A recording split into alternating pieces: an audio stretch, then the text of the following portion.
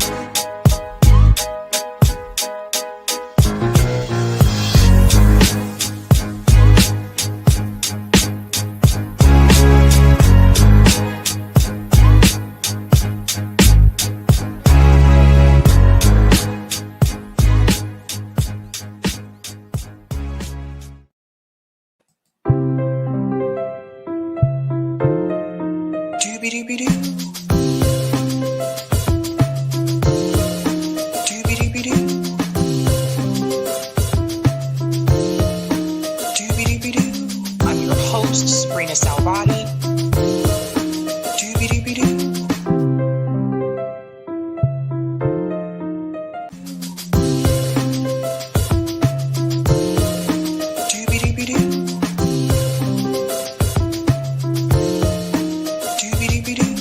I'm your host, sabrinasalvati.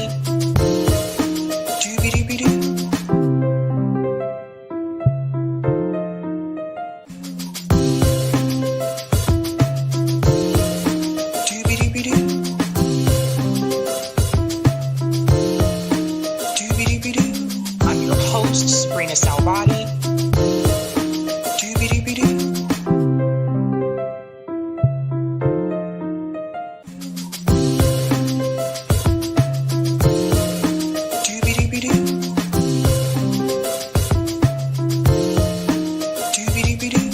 I'm your host, sabrinasalvati.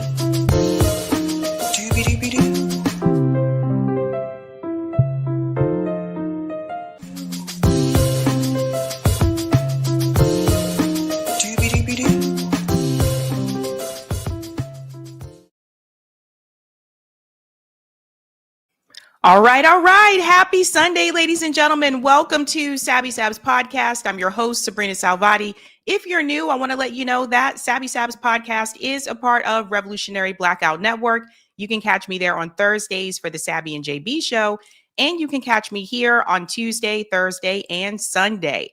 Welcome back, ladies and gents. Welcome back. It has been a crazy week. I do want to get things started off with our special guest, Miss Briahna Joy Gray. Really quickly, I do want to show you the thumbnail to show you what we are discussing tonight, ladies and gents. The theme is It's Happening. It is happening all over the place. What are we talking about tonight, ladies and gentlemen? Of course, Briahna Joy Gray is going to join us. We're going to bring her in just a second. We're also going to discuss, we have some recent updates about the Tyler Robinson suspect here in the Charlie Kirk shooting. So I want to get into some of those updates about what the FBI said and some of the information that has panned out. This is just a weird story. We're also going to discuss a new information has been released here about Donald Trump apparently has enacted a new policy here with the H-1B visas and how that pertains to the tech companies. This is a big story, you guys. He is increasing that fee. And I'm going to tell you, play a little bit of a devil's advocate here to tell you what I think some of those tech companies may do to get around that fee. We're also going to discuss, this is a breaking story here from Axios. It appears that AOC's staff is preparing her for either a Senate run or a presidential run for 2028. What does that mean? Will she be able to get past the primary? I'm going to tell you some of the hurdles I think she's going to face. And it will also explain why AOC has been making some of the decisions that she has made along the way. Last but not least, this story about Jay-Z, I cannot let this one go. Jay-Z has been denied this casino bid in New York, and I'm going to explain to you why I actually think that's a good thing and not a bad thing. So we have lots to discuss, ladies and gentlemen. Do us a favor if you haven't done so and smash that like, and we're going to go ahead and get started with our special guest. Her name is Briahna Joy Gray. Of course, you are familiar with her. She is Bernie Sanders' former press secretary, and she is the host of Bad Faith Podcast. Let's go ahead and bring her in. Welcome back, Bree. Thanks for having me, Sabby. It's always such a pleasure to be with you. Happy birthday. Thank you. I feel like I've now been over this hill for a million years. But thank you. I can't believe it's only been about a month. You have now officially joined the 40 Club. So welcome. Welcome to the club. Thanks, Sabby. Do you have any advice for me? I was just saying, one of the things I will say this, one of the things I found out when I entered the 40 Club, like just as a woman, is that apparently like cardio doesn't work the way that it used to. So that's why. And a lot of people ask, like, why is Sabby lifting all these weights? Because like things change, like your body changes, right? So it's like I had to start weightlifting, and it was weird. It was like running and like just like doing the treadmill or the elliptical. It didn't work for me the way that it used to. So that's when I had to introduce strength training. So that's the only thing. Well, that's what they say. I mean, I'm sitting here schwitzing a little because I just got back from a 5K run myself. But I think that you're right. I mean, all the research that says that longevity is for everyone is rooted in your bottom strength, like your leg muscle strength, like doing squats and all of those kinds of things. But I've been actually doing a lot more weight training these last few weeks because I had a little bit of a knee injury from overuse. And I've been trying to strengthen my legs for that reason. So you're preaching to the choir. I'm 100% on board with the strength training. Also, this is my little peccadillo.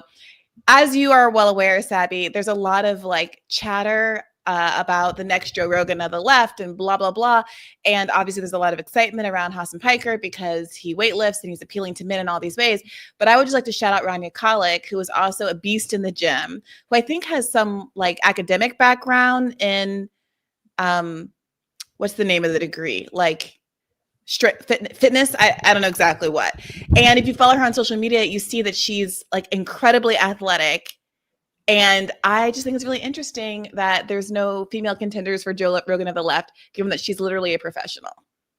Wow. I didn't know that about her, but no, Rania looks, I can tell she's fit. Yeah. I can tell. She really is. Oh my gosh. Okay. So we have so much to get into because like, I know you and I both have been paying close attention to what's happening with the media and of course, some of the censorship around Charlie Kirk's death. And I don't know about you, but in my lifetime, I have just never seen this type of response around someone's death where the president comes in and starts to say what you can or cannot say, punishing people for speech that he disagrees with. To me, it's just really bizarre. Of course, Benjamin Netanyahu chiming in here to care so much about an American podcaster is very weird to me. And all of these things that are coming out now about it seems like the path that he may have been headed down. But you actually did meet Charlie Kirk. You debated him. I remember when this debate happened. What do you think? How would you describe his persona? Like, what was he like in person when you sat down and talked to him? So as much as I can remember, because this was about 3 years ago, I didn't have much off-camera conversation with him. TPUSA is an industry. It's a corporation in and of itself. And I remember being struck by the resources they had. They flew me out to Arizona. I remember being struck by the infrastructure they had. I mean, I think at that time, I might have just started working at the Hill. And regardless, in retrospect, their makeup team, the size of the studio, all of their resources like really eclipse what we had at the Hill. And I remember spending a lot more time talking to his makeup artist, for instance, who was very good, than Charlie Kirk. I remember that his team had represented this as a cordial debate. And just, I think, before I recorded my debate with Charlie, Ben Burgess had done one with him. So I looked and listened to that as a sort of blueprint for how it was likely going to go with me, including in terms of tone.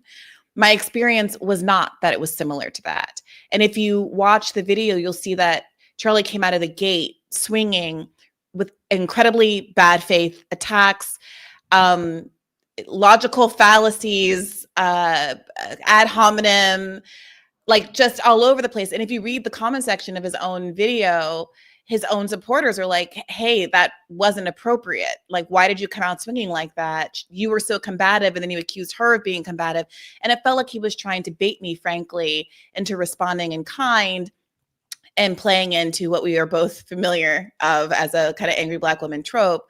And after I resisted that, the interview calmed down after about 20 or 30 minutes. And we were, and we were able to have a more appropriate conversation. But I remember really feeling like this is a bait and switch. Like, you assured me that this wasn't, that you wanted to have a quote unquote dialogue, that this wasn't going to be an attack or a pylon. And it was very much not that. So when I've seen other people in this space, people, who I like and respect, but who have tried to hold out their personal interactions with Charlie as evidence that he was a person of value in the space who communicated in ways that we should admire. I just have to offer up my own personal experience, which normally I wouldn't trot out. But for all of the people trying to canonize Kirk, especially on the left, I probably wouldn't say much about him at all. But I felt, as someone who is on the left and who did meet Charlie, is one of the few people who met Charlie, who is of one of the groups that he had open disdain for as a Black person and as a woman. My experience with him was not at all that he was generous and kind. It was quite the opposite, that I felt like he was intentionally trying to set me up and only back down because he was like kind of intellectually unable to pin me the way that he assumed he would be able to. Yeah, I think it's important that people hear different sides about this. I mean, obviously, I think everyone has heard Candace's experience with this because she was also like really close to him. They're friends. But I thought that it was really important that people do hear the other perspective. In fact, I have a clip here from that debate that I do want to, this topic here about redlining. This one got me heated. This one really made me heated. I have to bring this in here because I think people need to see this because when you do hear this type of energy on the right where people will say, well, we're all equal. Like Tucker Carlson says this, Charlie Kirk said that too, we're all equal. I think people need to understand where they're really trying to take that. We all should be equal, but we're not all treated, equally. And a great example of that is this redlining part here. I want to play a little bit of this. The GI Bill gave low interest loans to people who had served in the war. Right? And those loans were issued they were federally backed loans. So the banks would issue to people at a low interest rate so that they could buy homes and generate what we now understand to be the basis of middle class wealth in this country. What ended up happening was the process of redlining was that banks said, oh, we're only going to issue loans for you to buy in certain neighborhoods. Right, Black banks. All banks. Right. So why did Black banks do that? The overwhelming majority of issuers in this country. No, you got to answer the question. Why did Black banks do that? I will answer your question. But what I'm talking about is the overwhelming majority of issuers, just like today, even more so back then, the overwhelming majority of issuers were white-owned banks. And those banks redlined communities where they said, we will not issue to people who live in these communities. Now, what ended up happening, what that meant for Black people, was because of what's called a restrictive covenant, which meant that in the law, in the covenant that attached the land for a lease, many of them precluded Black people from buying in those neighborhoods. So basically what happened was banks would only lend to people and give those low interest loans to people who were allowed to live in white neighborhoods, which meant that systemically, Black people weren't able to take advantage of that same low interest loan program that enabled so many white people who ordinarily would not have been able to afford a house because they fought and served in our wars to do so. Now, how many Black banks are in America, and how many Black banks were in America in the 1960s? If there's even one example, that's the question. No, because Blacks were discriminating against themselves, and whites were being discriminated more than Asian Americans. This is what's so fascinating. No, let me answer this question. Why was Did Black? you want me to answer your question about? Well, Black you're not. You're dodging and you're dancing. No, I'm happy to. Very bluntly. Let the record reflect that I'm happy to answer your question about Black owners. My point is that answer the question. Before we started this conversation, Charlie, you assured me that it would not be pugilistic It's in not. nature. I'm asking you to answer a And question, and you're not doing that. the question is, how many Black banks are in America at the time issuing those kinds of loans? Charlie, at the end of the day, So you're not answering. if you I got it. That's fine. No, it's okay. Charlie, So answer my question. Okay, so people can see where this was going, right? I think what I found disturbing about this part of the conversation is that my parents grew up in a red line neighborhood. My grandparents, no matter how much money they made, they were never able to get those loans from the banks to get out of those communities. And the way that my parents got out was when my dad joined the military. That's how my parents were able to get out of poverty. And I think that the framing, the way it was framed here, how many Black banks, the Black banks did this too. The reality, to the point that you were saying, is that most of the banks at that point in time that were around were white owned banks, and they were the ones that were issuing those home loans.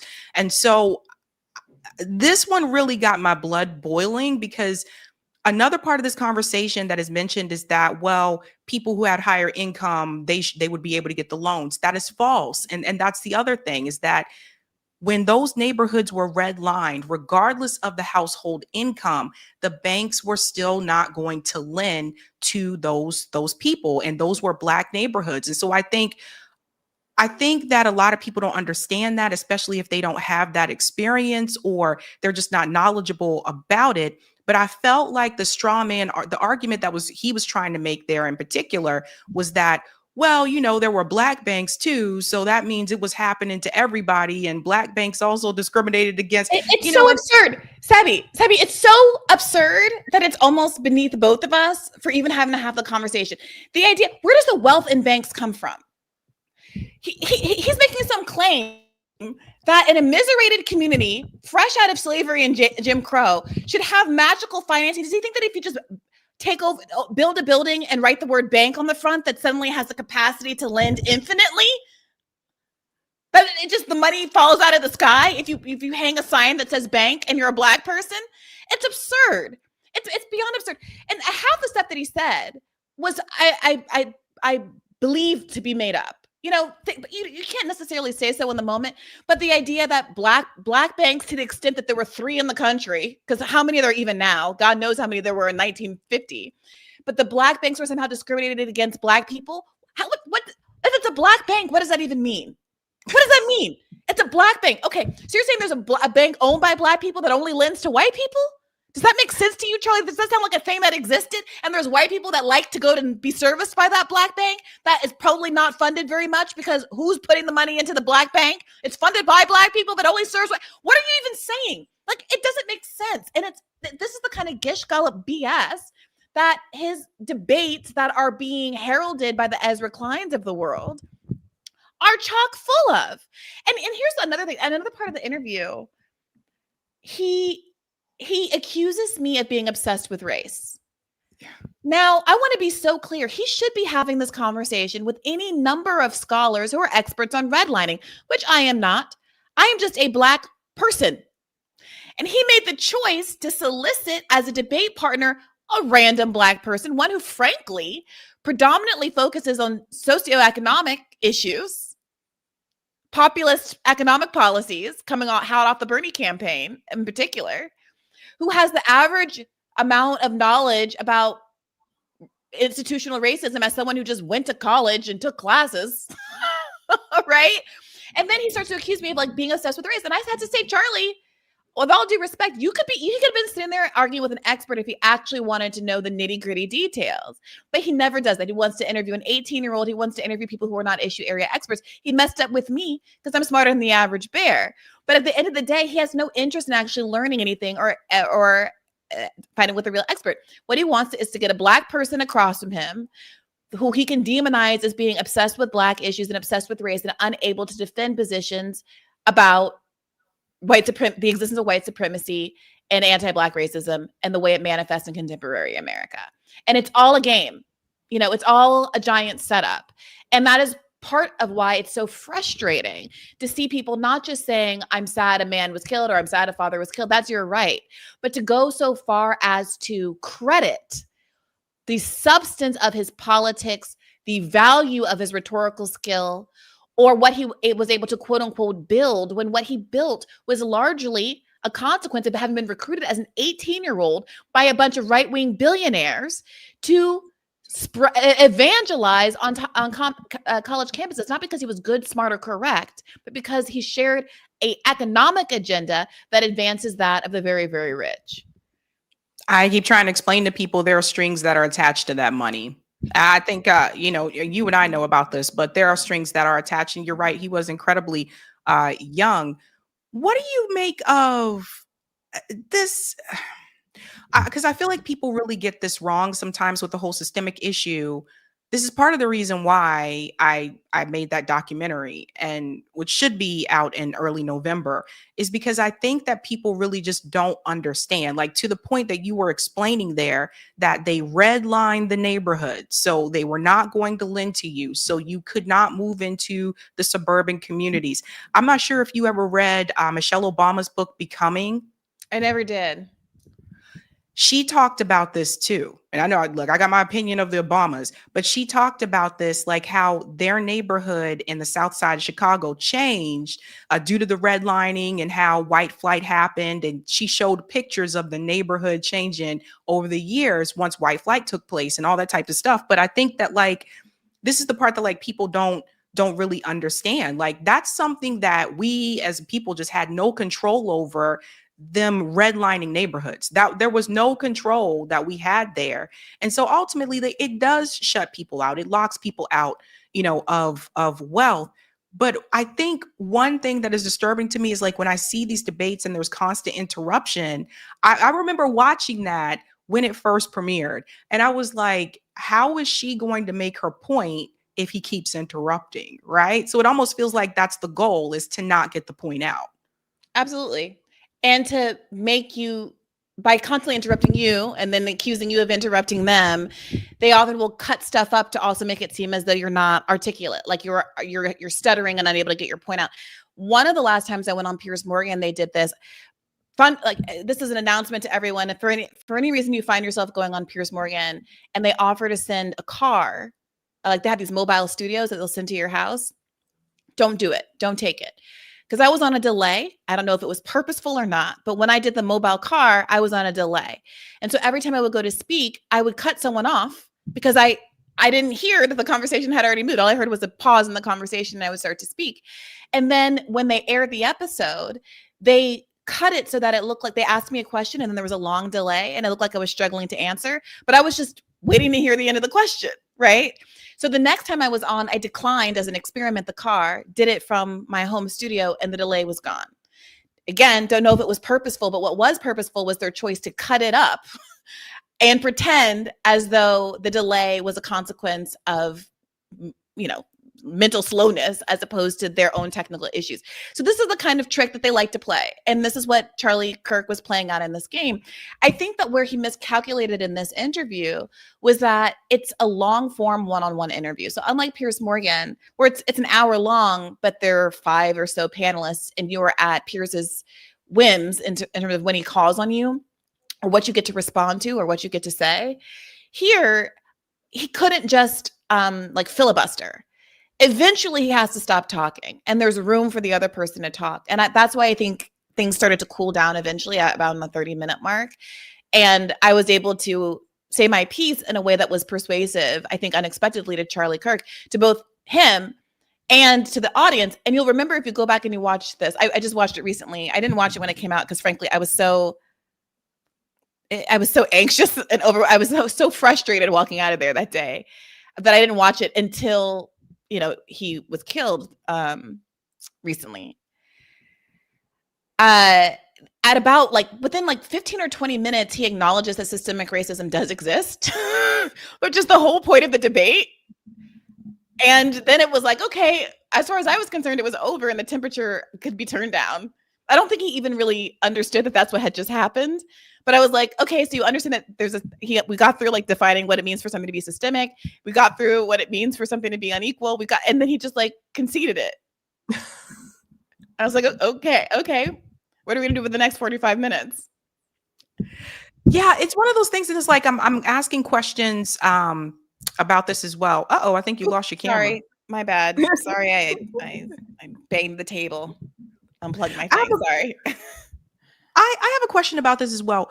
What do you make of the Charlie's friends? What do you make of Candace, Tucker, Megan, all coming out now saying that he was receiving pressure from donors that were donating to Turning Point USA, that he was starting to question Israel? I did see the interview where he was on PBD podcast and he was asking about what really happened on October 7th and why did the IDF stand down. I did see that one. What do you make of all this? Do you think that he was starting to ask too many questions where Israel is concerned and the donors are concerned? Do you think he was starting to make a change? We know he was starting to ask questions because he was asking them on air, right? There's videos of him starting to, equivocate or talk about pressure. So, I mean, we know that happened. The question is whether or not there was some suspicious circumstances around his death. Obviously, the reporting that's been done by Max Blumenthal over at the Gray Zone is interesting, and the fact that there's so many people close to Charlie, both those who are very skeptical of Israel and Zionism, like Candace Owens, and those who are proud Zionists, like Megyn Kelly, are all sort of talking about his late life concerns and, dabbling in alternate causes of his death. I haven't, done a deep dive into this yet. I'm trying to have Max Blumenthal on the show next week to unpack it and what apparently is some new reporting that he has on this. But you know what the evidence is. The evidence is some combination of Charlie Kirk expressing a change of heart, kind of Tucker style, Candace style evolution, expressing pressure from his own organization, and the fact that there seemed to be some coordination between Netanyahu's condolence posts and Trump's condolence posts in terms of the timing. The fact that Netanyahu felt the need to put out I didn't kill Charlie Kirk video, which definitely has thou doth protest too much vibes. And the fact of them honoring Charlie Kirk in Israel and naming a street after him or some such thing. And then, of course, people haven't really noted this as one of the bits of evidence, but I was thinking about this earlier today. How quickly conservatives rushed to pin this on a leftist shooter when there was no evidence of anything. And when most of these kinds of shooters do tend to be conservative, just like the school shooter the same day around the same time. Suggested, it does kind of suggest a forethought, like to go so confidently, this was the other side, this was the other team. You could interpret that as evidence that they knew the outcome because it was a sort of a planted outcome. And of course, people have also been questioning the integrity of the text messages between the shooter and his roommate / partner. So that's the evidence. That's the evidence. I don't have any special knowledge of anything. I'm really interested to hear more from Max about this, but I certainly understand why people would have some skepticism given the long history of Israel doing hits and assassinating people all over the world. Sorry, it's just true. Yeah, I'm kind of in the same basket there, the same boat, just kind of lining up all the dots here. It's just very bizarre to me. And then also the censorship issue. I also find this to be kind of strange. Trump is going through he's going to such extremes to silence people because of what they say. And I told people I don't really think this is about Charlie Kirk. I really think this is about more of a bigger issue. I see this as, I wouldn't be surprised if Netanyahu has his hand in this a little bit. It's like they have been saying bad things about Israel, so you need to do something about the speech. I wouldn't be surprised if that was all connected. But I also find it very interesting that this was a time where you had people on the left and some on the right, including some politicians like MTG, Thomas Massey, and podcasters like Candace and Tucker Carlson, coming out saying, no more money going to Israel. There's a genocide happening in Gaza. We cannot continue to support them, etc. So there was that opportunity where you have people on the left and the right coming together, at least on that particular issue. And then all of a sudden this happens and they say, well, it's a leftist who did it, so everybody be mad at the lefties and the crazy left radicals. And just like that, like clockwork. It seemed like Marjorie Taylor Greene, she posted, I was wrong. We can't work with the left. Thomas Massey posted it on X. We can't work with the left. And everything just seemed to fall into plan. Interesting. I hadn't seen those posts from Marjorie Taylor Greene and Massey.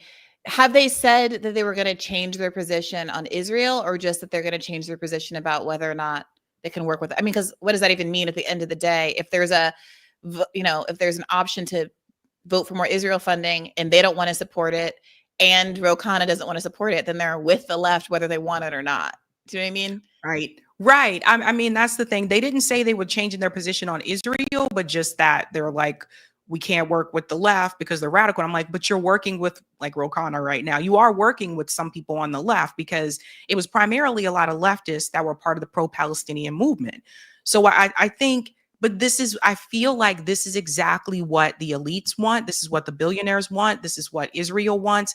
They're like, we have to find a way to break them up again. Let's pit them again against each other, left versus right, and just have them focused on that so that they're not focusing on us anymore. That's what it feels like. It's certainly the case that, this is being used shock doctrine style to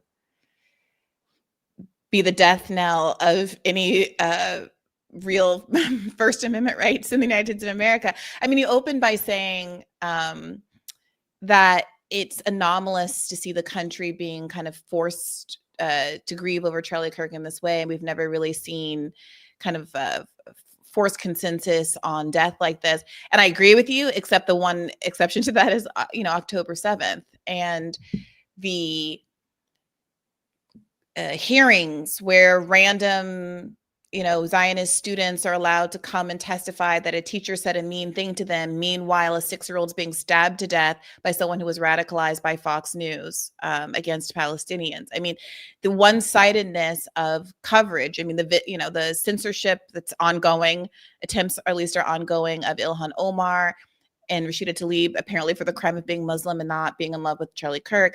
I mean, it started with, first they came for Palestine and Palestine protesters, and I didn't care because I was not Palestinian. Like, here we are.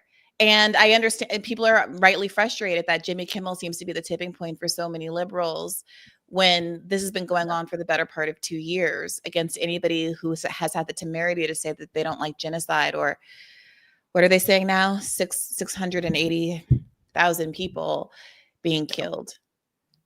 Yeah. 680,000. And then I want to get your take on this here that Candace said. I think you knocked your camera, Bri. Oh, sorry. I have a new. This is my bad. That's my bad. This is something that Candace said that I think you guys need to hear. The chairman of the Federal Communications Commission, Brendan Carr, jumped up and he criticized Jimmy Kimmel's remarks. He threatened federal action against ABC affiliates who carried the show. What? Federal action if you carry the Jimmy Kimmel show? Does that seem right to you? Okay. Again, if you're on the right and you cheered this on, do you understand? We never, ever, ever should be applauding federal action when it comes to speech. Okay. We're all losing. We are all losing. You have to wake up. That's what happened. Brendan Carr of the FCC was joining Benny Johnson. And that's what he said, that he absolutely wants to make sure that people are not carrying this show anymore.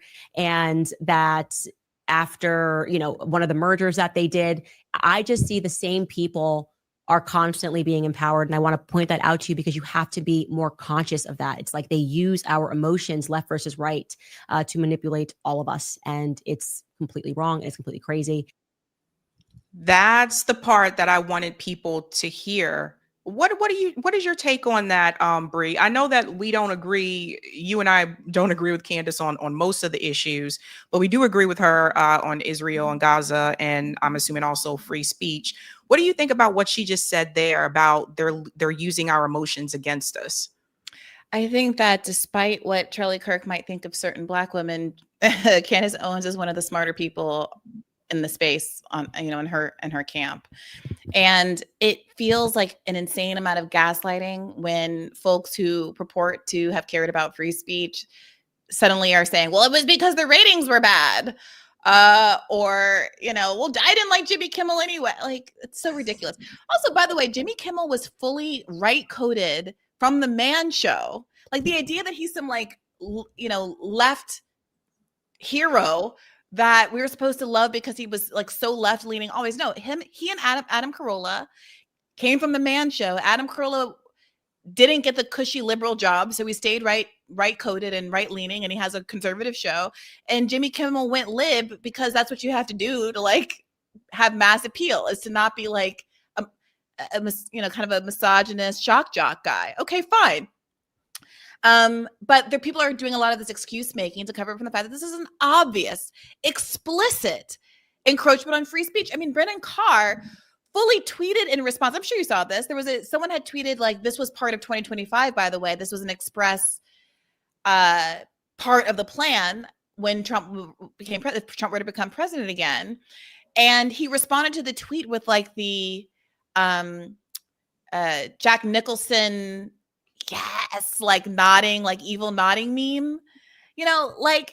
He openly threatened that if the network didn't play ball, that they were going to not approve this merger. It was an open threat. And so regardless of what you think about any of the parties involved, it should be obvious that if this is the game we're going to play, that conservatives will be incredibly vulnerable to this the next time around. And this is infinitely more egregious than whatever pressures were being put on Twitter or Facebook or other social media companies behind the scenes by Biden during the Biden era. And to be someone who purported to care about that, and who spent the whole last 3 years talking about that and the Twitter files, and to remain silent and do this excuse making dance when you have the head of the FCC making open threats as to what the ideological tenor of a show needs to be in order to allow a merger that will have positive financial implications for a company to go through. I mean, to the extent that people and the independent journalists have credentials, they need to be stripped because you just have no credibility whatsoever. And so I really applaud Candace Owens for being willing to take hard positions. Sometimes she takes some hard positions that really didn't need to be taken. but when she's right. Let her cook. Yeah. I think more people need to hear that. So I'm glad that someone on the right is saying that. And Donald Trump was called out about free speech recently. And the way he's responding to this is just egregious. I want to settle this free speech question because you've said that you restored free speech in America. Yeah. Is that free speech including for people who are harshly critical of you, for your political opponents, for people who say things you don't like? I've become immune treat to you it. unfairly? I've become immune to it. There's never been a person that's had more unfair publicity than me. And that's why your network paid me $15 million or $16 million, I believe, to be exact, George Slopadopoulos. And that's why CBS paid me a lot of money, too. And that's why I sued the New York Times 2 days ago for a lot of money. Because I'm winning. I mean, I'm winning the cases. And the reason I'm winning is because you're guilty, John. You're guilty. ABC is a terrible network, a very unfair network, and you should be ashamed of yourself. NBC is equally bad. I don't know who's worse. I think they're equally bad. And, for you to stand there and act so innocent and ask me a question like that. But look, you paid a big price because you were dishonest, John. The reason I won that lawsuit was because you were dishonest. You were proven to be dishonest. And so you can't sit back and just say, oh, well, what do you think? Like you're some wonderful person. You're not a wonderful person. Frankly, you're a terrible reporter. You know it, and so do I. Okay. So that didn't really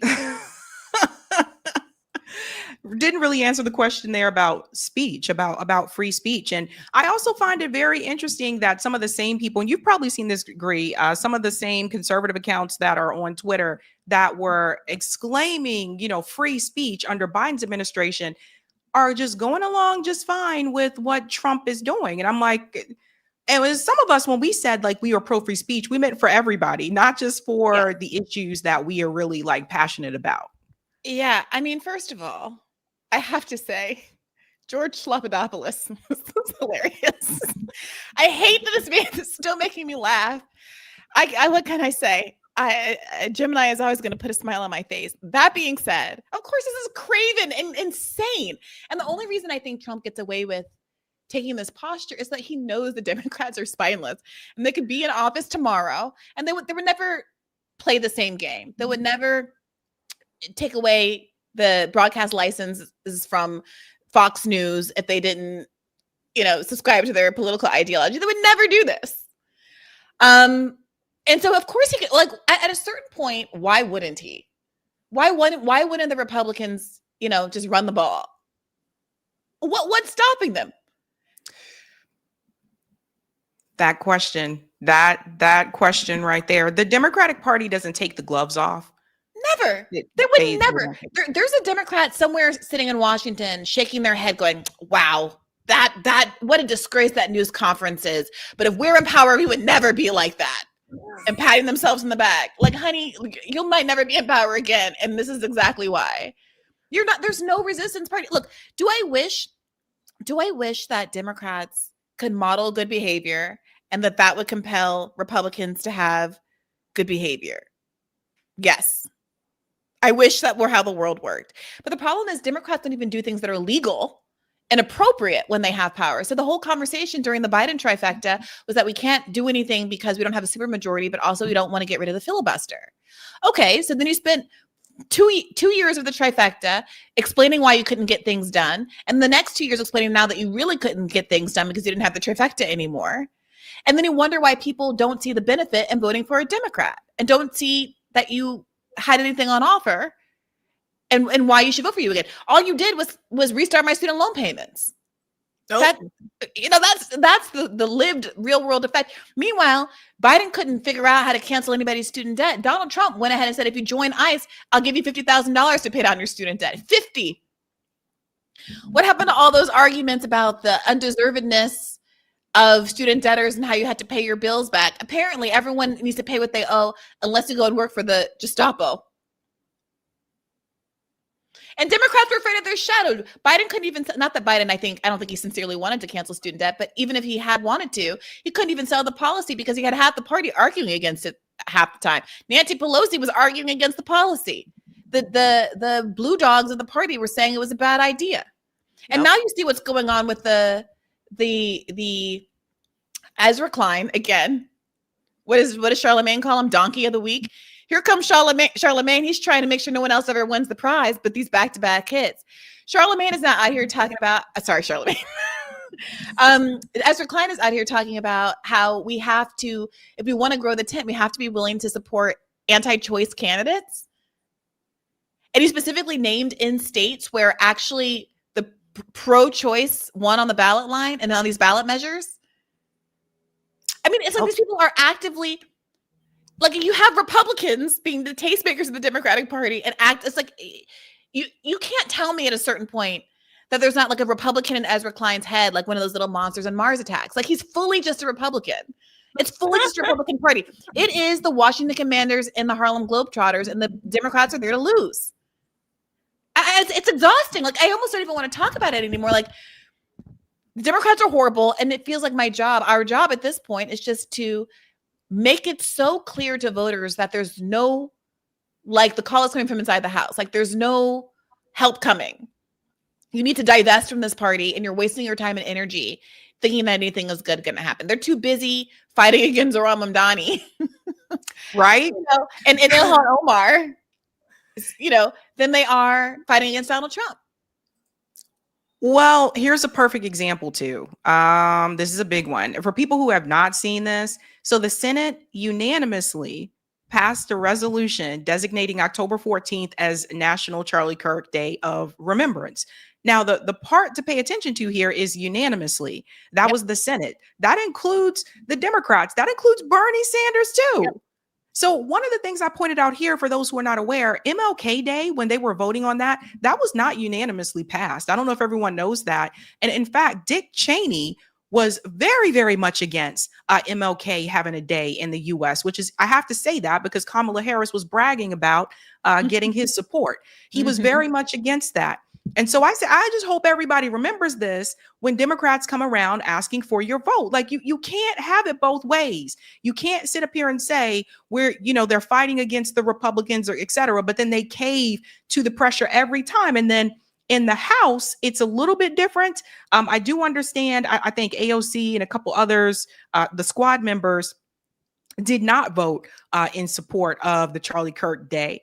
But what this gentleman here said, his name is Shai, he said the Democratic Party leadership is whipping votes to honor Charlie Kirk instead of fighting the right's attacks on free speech and rising authoritarianism.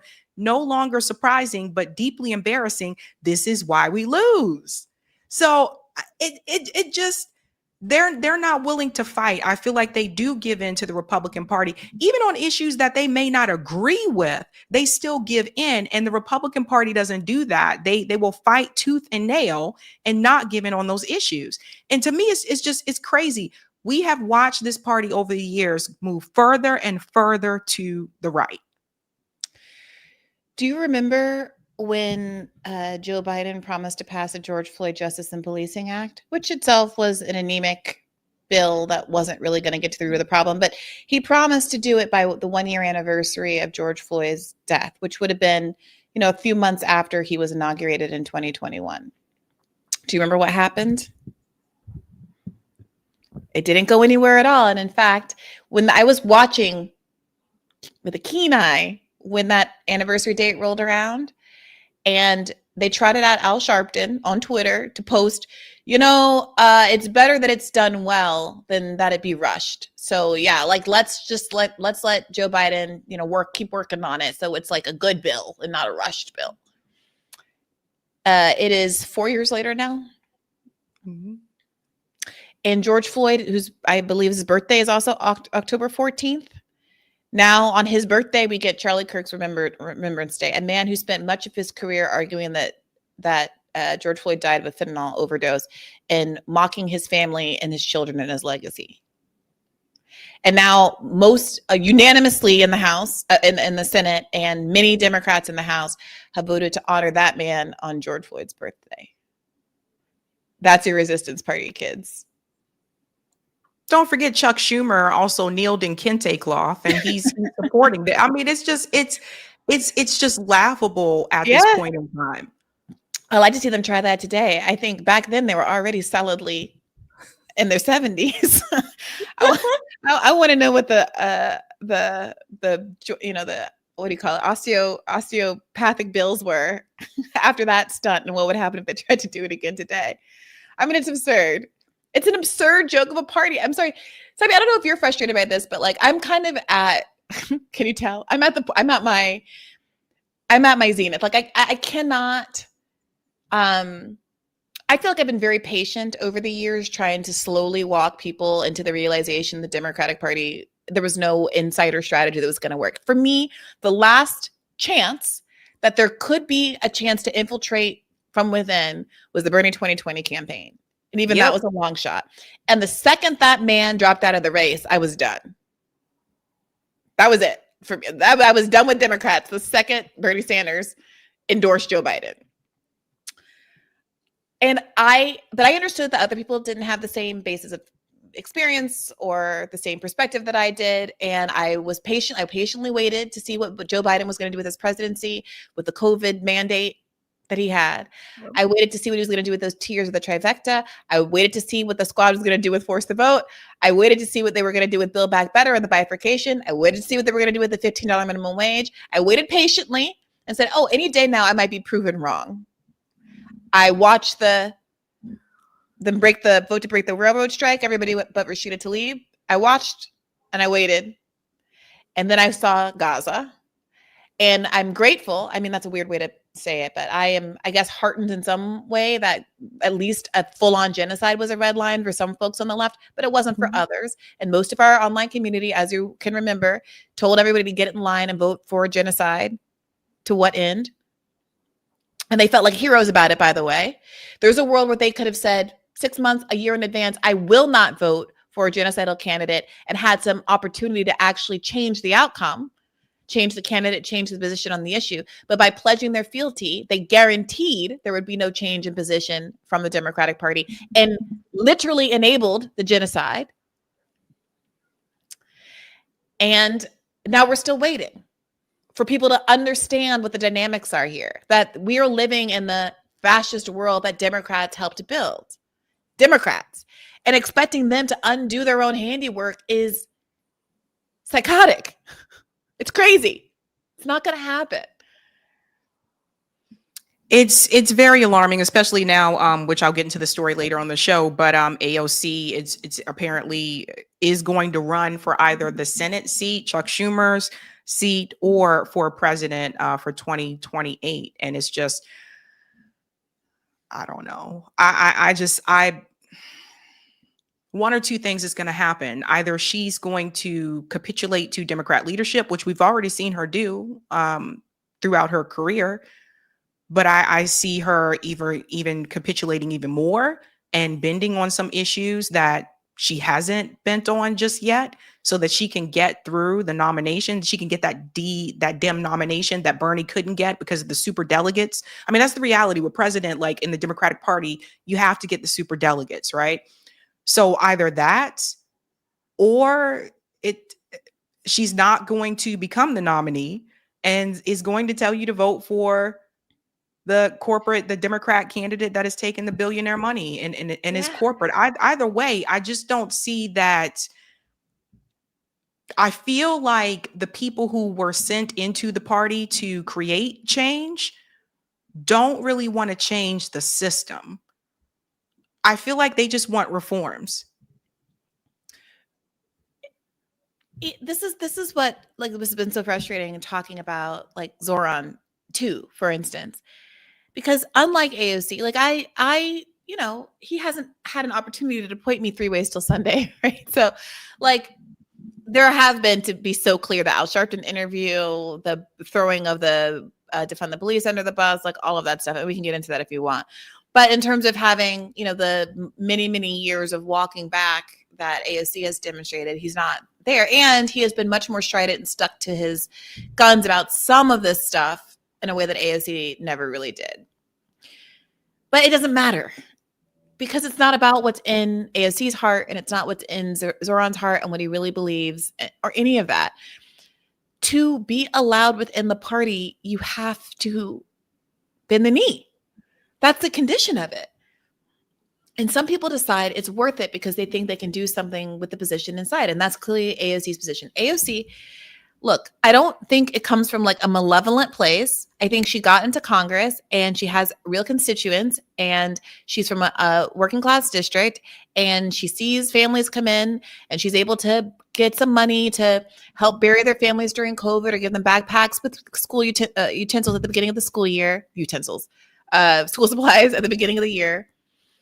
And that feels tangible and real. And, it is tangible and real.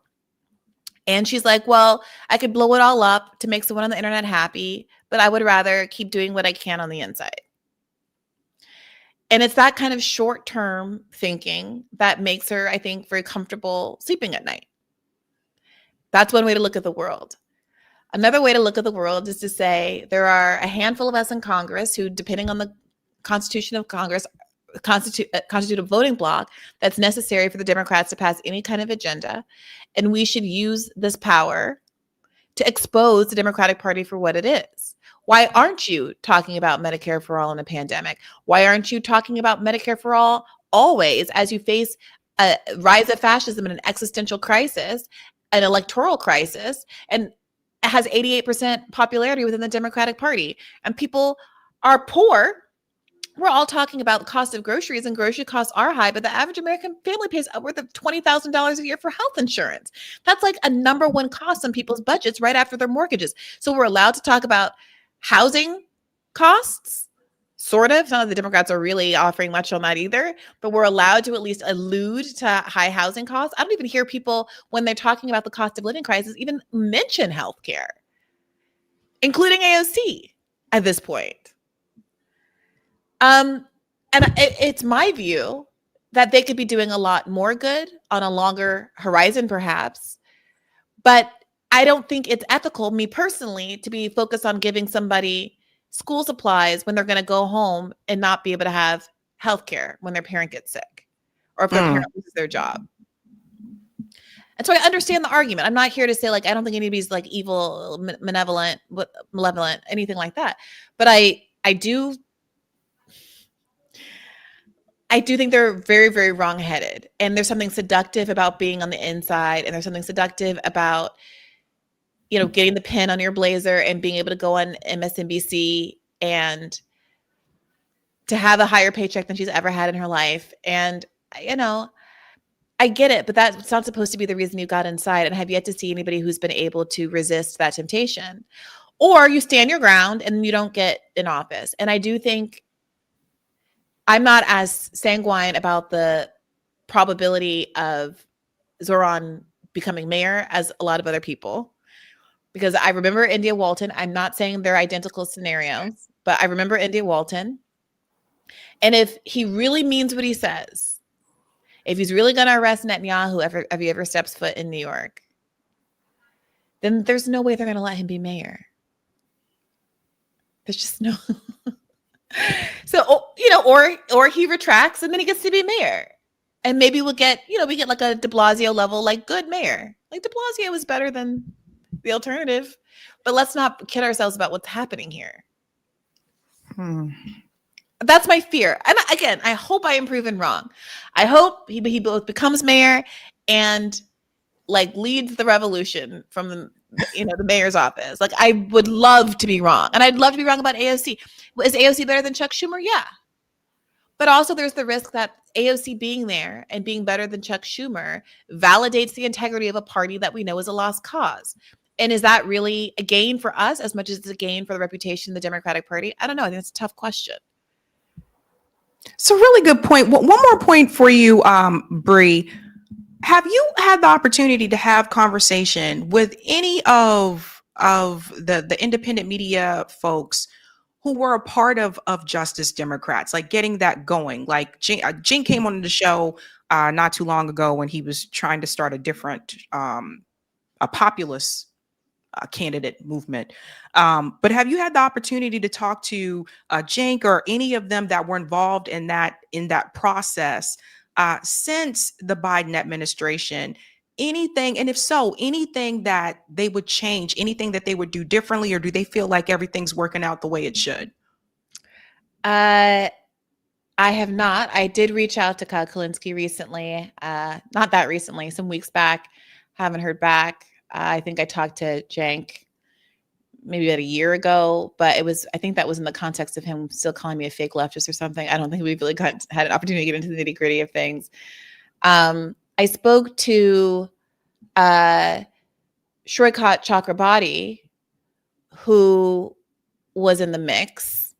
He was AOC's one of his early staffers, and also Corbin Trent, who was an early AOC staffer. I mostly was talking to Shrikant in the context of his race against Nancy Pelosi. He's challenging her. And whatever you think about him, I know that there's some left critique of him having made a lot of money in tech and maybe being a sort of tech coded. I asked him questions about that. You guys can take from his answers what you take from it on my interview with him. But I think he's better than Pelosi. So that is what it is. I just vengefully am happy he's running against Pelosi. But I asked him a little bit about AOC, and he offered some revealing things about what pressures he thinks AOC is under that have affected her choices in office. And Corbin also was sort of willing to go there a little bit with me, which I appreciated.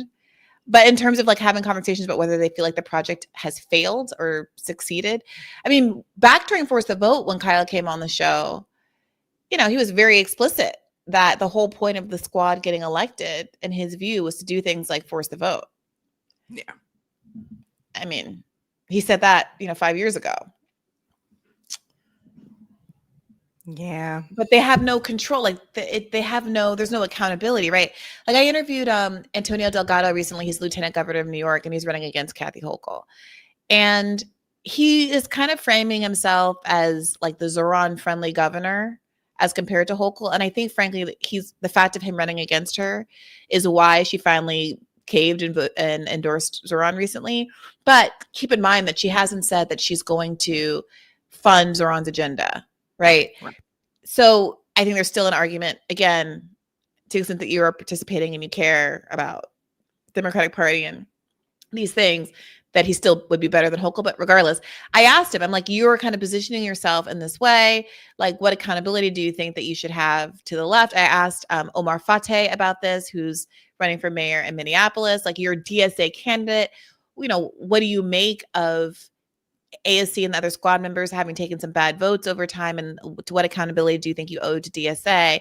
I asked him those questions because otherwise, what's the point, you know, if they don't see themselves as beholden to an ideology or movement at all? And I don't want to mischaracterize the answer. You can listen to it and make of it what you make of it. But the truth is there is no real mechanism for accountability. And the DSA itself is so unwilling, is so reluctant to cut ties or even like publicly speak out when people err. They did flirt with kicking out Jamal Bowman at one point. But people really gotta, I mean, that was in the context of a genocide and an Israel trip. And like, it was pretty extreme stuff that got them to that point. Can't imagine they'd ever say like, I think you were strategically wrong about something like force the vote or, you know, not speaking out over Schumer's clear machinations over taking the fight to 15 out of the COVID bill or all of the stuff that we know happened over the last 4 years. Yeah. It's just interesting. I'm always curious because, like I say, like sometimes I wonder like how they really feel, you know, because there's the public response and then there's the things that are said off camera. Like, what the fuck is wrong with these people? I don't think that like people like Kyle are getting their calls and haven't been for years getting their calls returned by the ASCs of the world. Do you know what I mean? You know, it's got to feel sort of weird to have like found someone literally like, you know, in a bar and put all this money, time, and attention behind them and really believed in them and gotten them to this position and to feel almost immediately like you were shut out. I mean, I don't expect, you know, you're not beholden to someone forever. I mean, she's done stuff on her own and, you know, ultimately I'm not saying her success is anybody's but hers, but I don't know.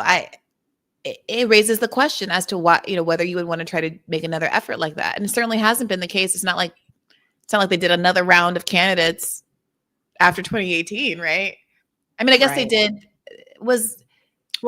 They did Amy VA. Wasn't there another? Maybe there was another round.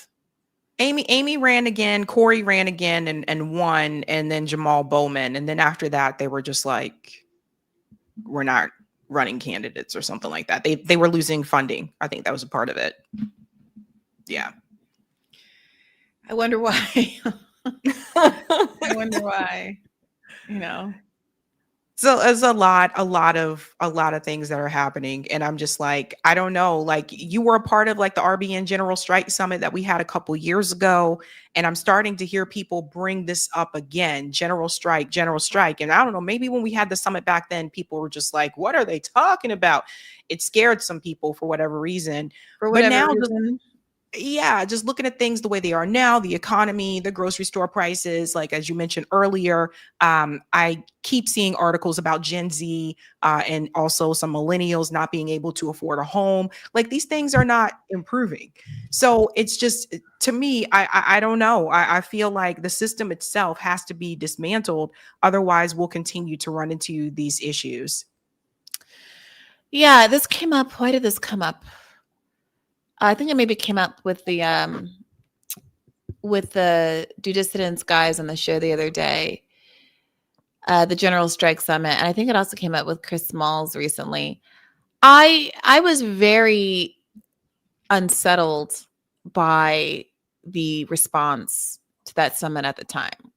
You know, you remember, it felt people in the institutional left framed it as, look at these dum-dums who think that we're going to have a general strike tomorrow. When what it was an aggregation of, you know, union members, union leaders talking about prospectively what a general strike is and how one would build one.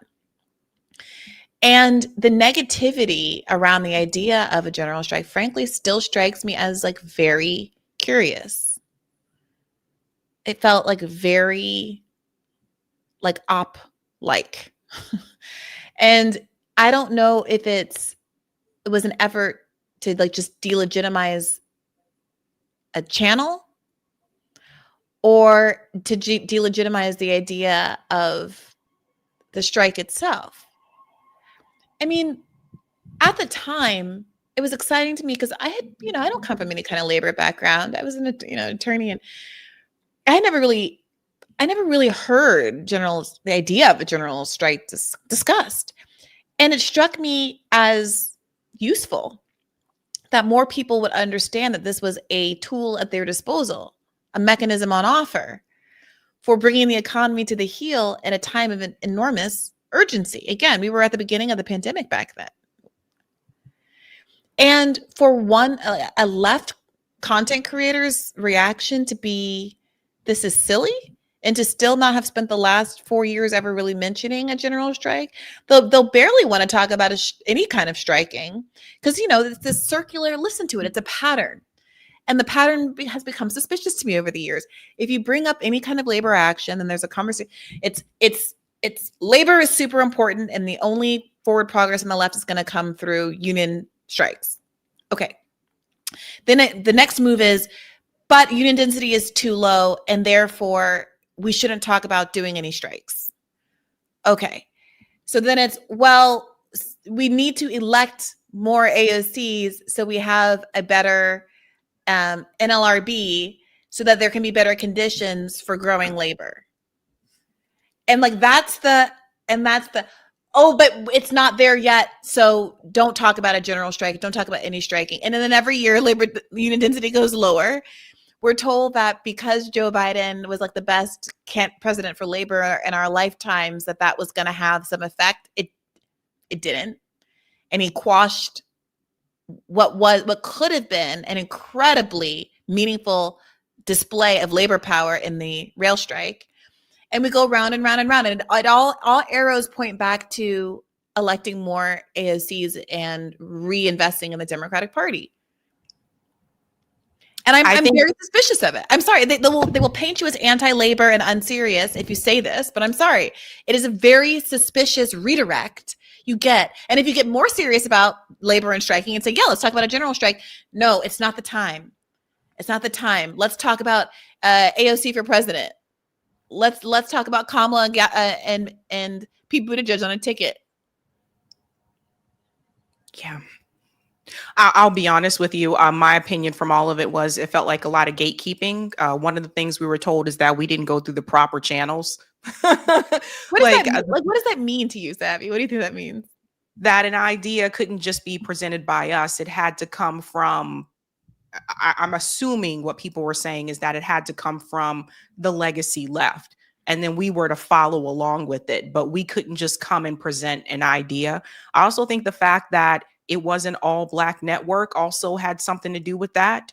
I've talked about this before on the show before, the experience that I've had with anti-Blackness in progressive spaces, in organizing spaces, and also in independent media. I think those two things combined really had a lot to do with it. I think if it would have been, when Jink was on the show, I said to him, when we do these actions like the marches for Medicare for All that went over 50 cities across the country, we need platforms like yours to promote those things. And I know that those activists, I know the organizers, they reached out to everybody. You brought people on, I brought people. I mean, it's very obvious, like, who chose to ignore it. And so it's like, it was not even just the general strike. It's these organizing outside of electoral politics, and also during a time when Democrats were in the White House. Yeah. So this whole idea that, like, how dare you try to push and organize when there's a Democrat in the White House, to me was just, it's silly, because people's conditions have not improved. People still need health care. People still need, to make a living wage. And we're seeing, the backlash. And you're just constantly seeing that we're not improving. Homelessness has increased in the United States. I just saw a woman, I was talking about this yesterday. I went to the gas station yesterday to get gas, and there was a woman that she made it to the gas station. She was asking people to help her get gas. She just wanted gas. She didn't ask you for money, because a lot of times people don't want to give people money. They're like, they're just going to take it and go buy booze with it, right? She didn't ask for money. She wasn't asking you for, I don't know, any other type. She didn't ask you to go buy her alcohol. She got to the gas station and said, can somebody please help me? I need gas in my car so I can get to such and such. And it was very obvious to me that when I looked at her car, that it was obvious that this is someone who was sleeping in their car. So nobody would help this woman. Not one person. It's well lit outside. There's many of us at the gas station. Nobody would help her. So I helped her. I paid for gas. I put gas in her car. She was on E. She was able to make it at least to there. And the thing is, we never know what is going to happen tomorrow. Tomorrow's not promised to any of us, and any of us could be in that position. I've been in that position during the 2008 housing crisis, where you just hope you make it to the gas station to get whatever you can get with gas, or ask someone to help you get gas. Like, you never know when it's going to happen to you. And so I think that there seems to be a bit of comfortableness, in particular within progressive spaces, where a lot of people are in a position where they are very comfortable, and they don't really want to. I don't have to fight, so why am I going to? It's kind of like that type of mentality, and we're not going to get anywhere better as a society if we don't go around doing those things. And I said this back then, and I really do think if it was a network of 5 white people, I think it would have been applauded. I really do. I think that the sort of response to Charlie Kirk on the left has spoken volumes about a sort of racial divide. I've noticed liberal Blacks get it. Like people who I have debates with about left politics, like Ellie Mistel at The Nation or whomever, all of the liberal Blacks get it and get the absurdity of being told that it's appropriate to value Charlie Kirk's work substantively, and to be told that they need to make an outward expression of sorrow over his death, despite his open, this isn't like an edge case, his open anti-Black racism, anti-Arab, anti-Muslim bigotry, like anti-woman, sexism, open, blatant, unrepentant, unapologetic. We're all in alignment, and for some reason, and I'm really not trying to attack people, so I will maybe not name names of the leftists, but I tweeted about this, and someone was like, no, those are liberals who are asking to apologize for to canonize Charlie Kirk, like Ezra Klein, not leftists. I was like, no, there have been leftists. I'm very purposefully saying leftists. I mean, one of them, I talked on my show, I talked about that Jacobin article, which I thought, in which Ben Burgess went out of his way to say, well, I interviewed Charlie Kirk and I thought I was treated very decently. Oh, quelle surprise, Ben. I talked to Charlie Kirk and was not treated very decently. I wonder what the difference could be. Like, I just don't understand when someone's that hateful, like not an edge case. Someone's that hateful, like, wouldn't you be embarrassed, even if you did sort of like him interpersonally? Wouldn't you be kind of embarrassed to say that out loud? Like, I don't get it. I do get it. I do get it. I know they're not going to want to hear this because they're not allowed to talk about race or make accusations about people's racism or on the left. Like, I get it. I know that that's not what I'm supposed to do. But seeing how this fork in the road has emerged, I don't think that you can have that sort of like even-keeled, well, let's just respect him for what he brought to the space. He was good at argumentation, attitude toward the man, unless you're frankly indifferent to the substance of his attacks and the effect that they had on the victims of his attacks. He was actively working toward, from a political perspective, actively working toward a world where women did not have equal rights, where Muslims didn't have equal rights, where Black people didn't have equal rights under the law. He said the Civil Rights Act was a mistake. He said that, when he saw Black people in positions, in jobs, pilot, whatever, that they were there not because of any kind of merit, but by affirmative action. He was worried that the plane was going to fall out of the sky. He laughed and told a quote unquote joke that he used to tell blue-haired pro-Palestinian activists that if they were to go to Gaza, they'd be thrown off a roof for being gay. And now you can't say that anymore because there's no roofs left. LOL, isn't genocide so funny?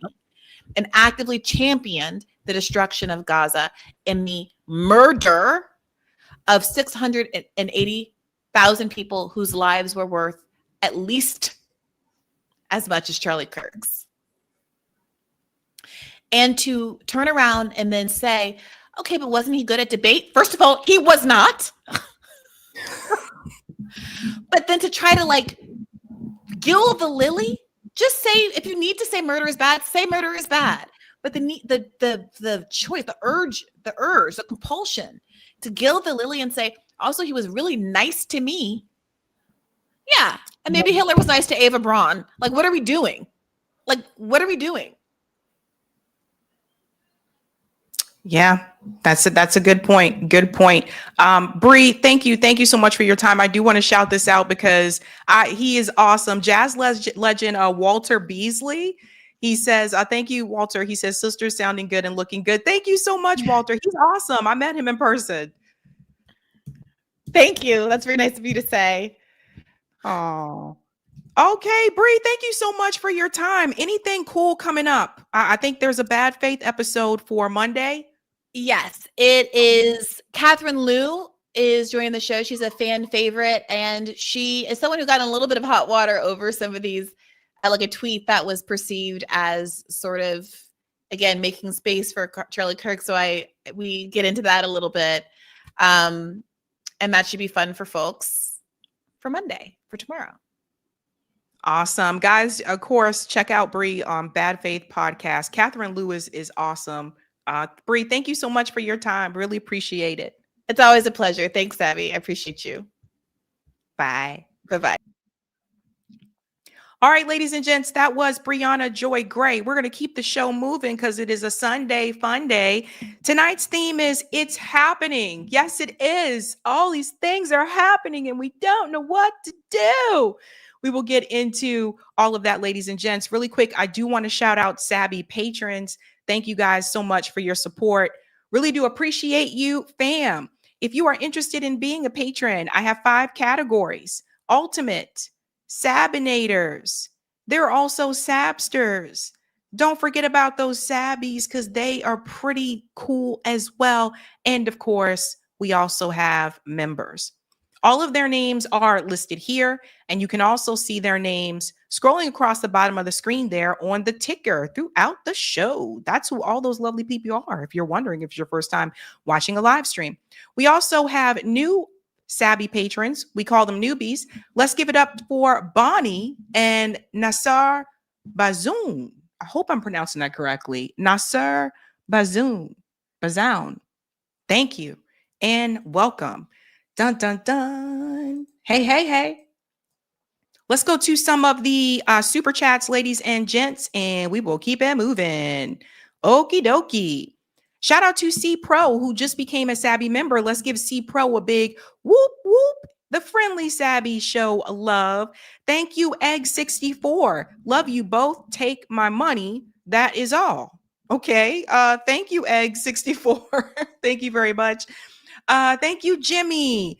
Y'all look like you're in your 20s with the confidence and demeanor of women in their 30s. Happy B-Day, BJG. Yeah, I think people always get, a friend of mine used to tell me, he was like, I can never tell the age like for Black like females. And I also don't want to come up to you and say, what is your age? Right. Yeah, don't do that. But thank you, Jimmy. Thank you, Roger says, happy B-Day, Bree. Thank you, Netanyahu is on the Epstein's list. Oh, that name. OMG, I love Bree. Thank you. Shout out to Audra, who just became a member. Let's give Audra a big whoop, whoop, like we do. Thank you, Netanyahu's on the Epstein list. Yes, banks make money out of thin air. And thank you, Roger. I agree. Race is not a main wheelhouse for Bree. Thank you, Netanyahu is on the list. At least Kirk stood up against Israel. Thank you. Thank you, New York Varsity. Angering that my free speech is in jeopardy because people are too immature to ignore what they don't like. Call people snowflakes, but play the victim. Thank you. Thanks, Roger. Bree, Kirk referred to Black women as inferior and job stealers. That's why he talked to you the way that he did. Thank you, Cloudness. These people are a bunch of hypocrites, America. Thank you, PSA. You need to interview Catherine Austin Fitz. Okay, I will keep that in mind. Thanks, Cloudness. Liberals and conservatives are both racist, no difference. And thank you, Judea. Political reform and a strong third party is needed because both Democrats and Republicans are compromised. That part right there. All right, let's get the Rumble rant and we'll keep it moving. Hey, hey, hey. Thank you, Saka Papa. Sabby, 4 American citizens were murdered today via drone strike by Israel in Bent Jabil, Lebanon. 2/3 kids under 5 of the Chara family and their father, Chadi. Mom is in critical condition. I did not know about that. Thank you for letting me know, Saka Papa. And thank you for this one. Bending the knee to the Democratic Party is like having a ceasefire with Israel. You bend the knee and they'll keep on kicking you into the ground. Yeah, once you give in, that's it. Thank you for the comment on Rumble. Roger, Freedmen-owned banks flourished from 1888 to 1934. When 134 such institutions were created, they provided critical financial services and economic opportunities to Black communities that were denied access by mainstream financial institutions. During FDR, Freedmen-owned banks fell from 134 to just 9 due to the Great Depression. The failure followed an earlier disaster with the Freedmen Saving and Y Trust Bank, established by Congress to help formerly enslaved people, but was mismanaged by white trustees and failed in 1874. This history of institutional failure contributed to a deep-seated distrust of banks in many of the freedmen communities. We'll have to come back to that next one. We got to go to the next story. Thank you. Okay. All righty. If you haven't done so, ladies and gents, go ahead and do me a solid and smash the like button. If you're new, don't forget to like, sub, and share, just like a Care Bear. And we are moving on to the next story. This is a breaking story that came through over the weekend, ladies and gentlemen. It appears Donald Trump has made a decision to increase the H-1B visa fee for tech companies. I'm going to explain to you how this is not only going to impact them, but what they can actually do to get around this. And I think that those of them that cannot afford to pay this $100,000 fee are going to do just that. Let's go ahead and get into the clip here. In Washington, President Trump signing a proclamation adding a $100,000 annual visa fee for highly skilled foreign workers. He's also rolling out a $1 million gold card visa as a pathway to U.S. citizenship. Both plans are expected to face legal challenges. Senior White House correspondent Selena Wang joins me now from D.C. with the latest. Selena, let's start with the H-1B. Explain to us how that visa is used and if that could actually change now. Yeah, Ike, I mean, this is a major change. The president signing a proclamation that now requires this $100,000 annual fee for this H-1B visa for highly skilled foreign workers. Now, this could be a huge blow to big tech firms that rely heavily on highly skilled foreign workers to fill key roles. And the Trump administration is arguing that this is going to crack down on a system that companies use to avoid hiring American citizens and to undercut wages. Pause. Now, when I first heard about this, I think it's easy for people to hear this and think, okay, well, that's great. Those jobs are going to go to Americans first, right? They're going to hire American people instead of trying to get cheap labor abroad. Not necessarily. And I'm going to break that down for you because there's a way to go around this. Number one, Microsoft and Intel in particular have already laid off thousands of workers this year. So I don't know how much money they have, but if they were having to lay off thousands of people, obviously there's something going on there with the money. Also, there is AI. Remember, like some of these tech jobs are no longer available for a actual human anymore because AI is able to do some of the coding. So keep that in mind as well. A lot of these jobs that we're referring to are computer jobs, such as software engineering or computer programmer. These are jobs that can be done remotely. So keep that in mind as we go through this story. But in particular, folks, this is not going to make Trump's donors happy. I think some of the people who donated to Trump's campaign include people like David. I always forget his last name.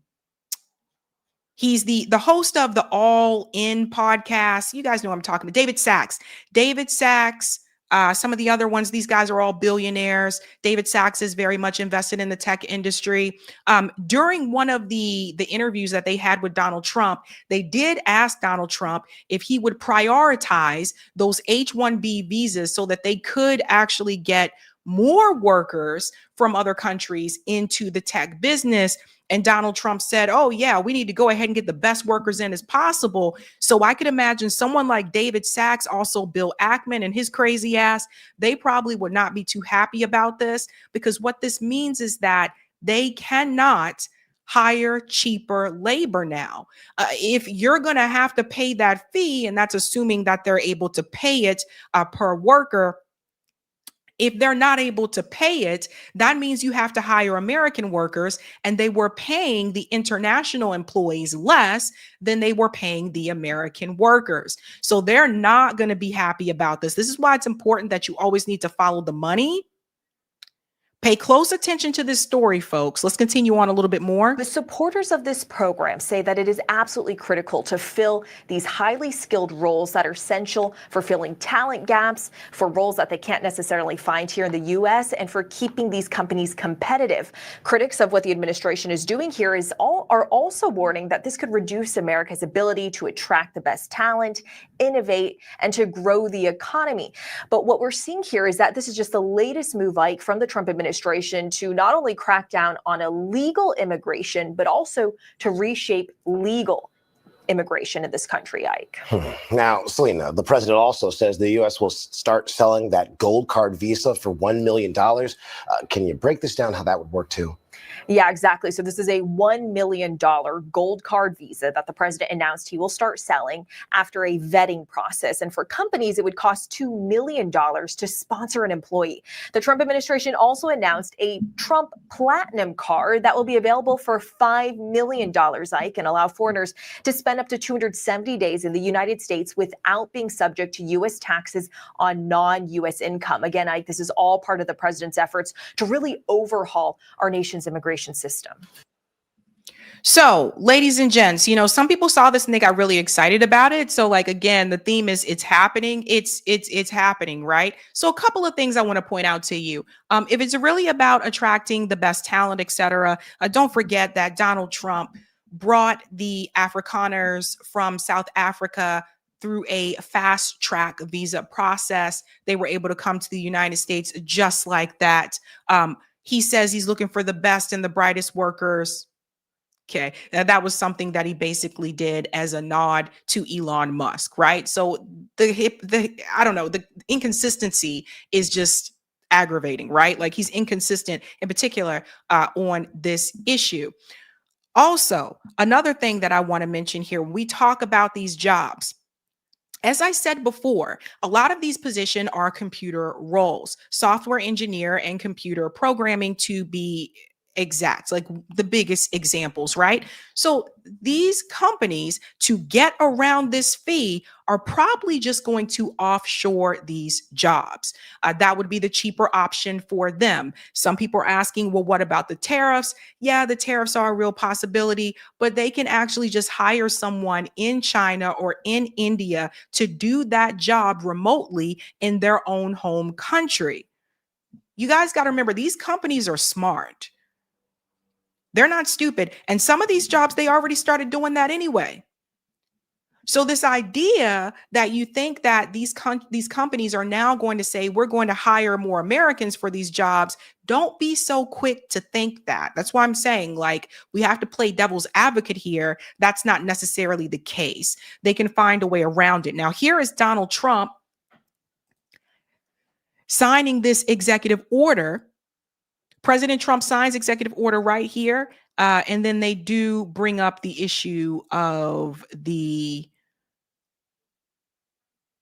tech jobs right here. One of the most abused visa systems in our current immigration system has been the H-1B non-immigrant visa program. This is supposed to allow highly skilled laborers who work in fields that Americans don't work in to come into the United States of America.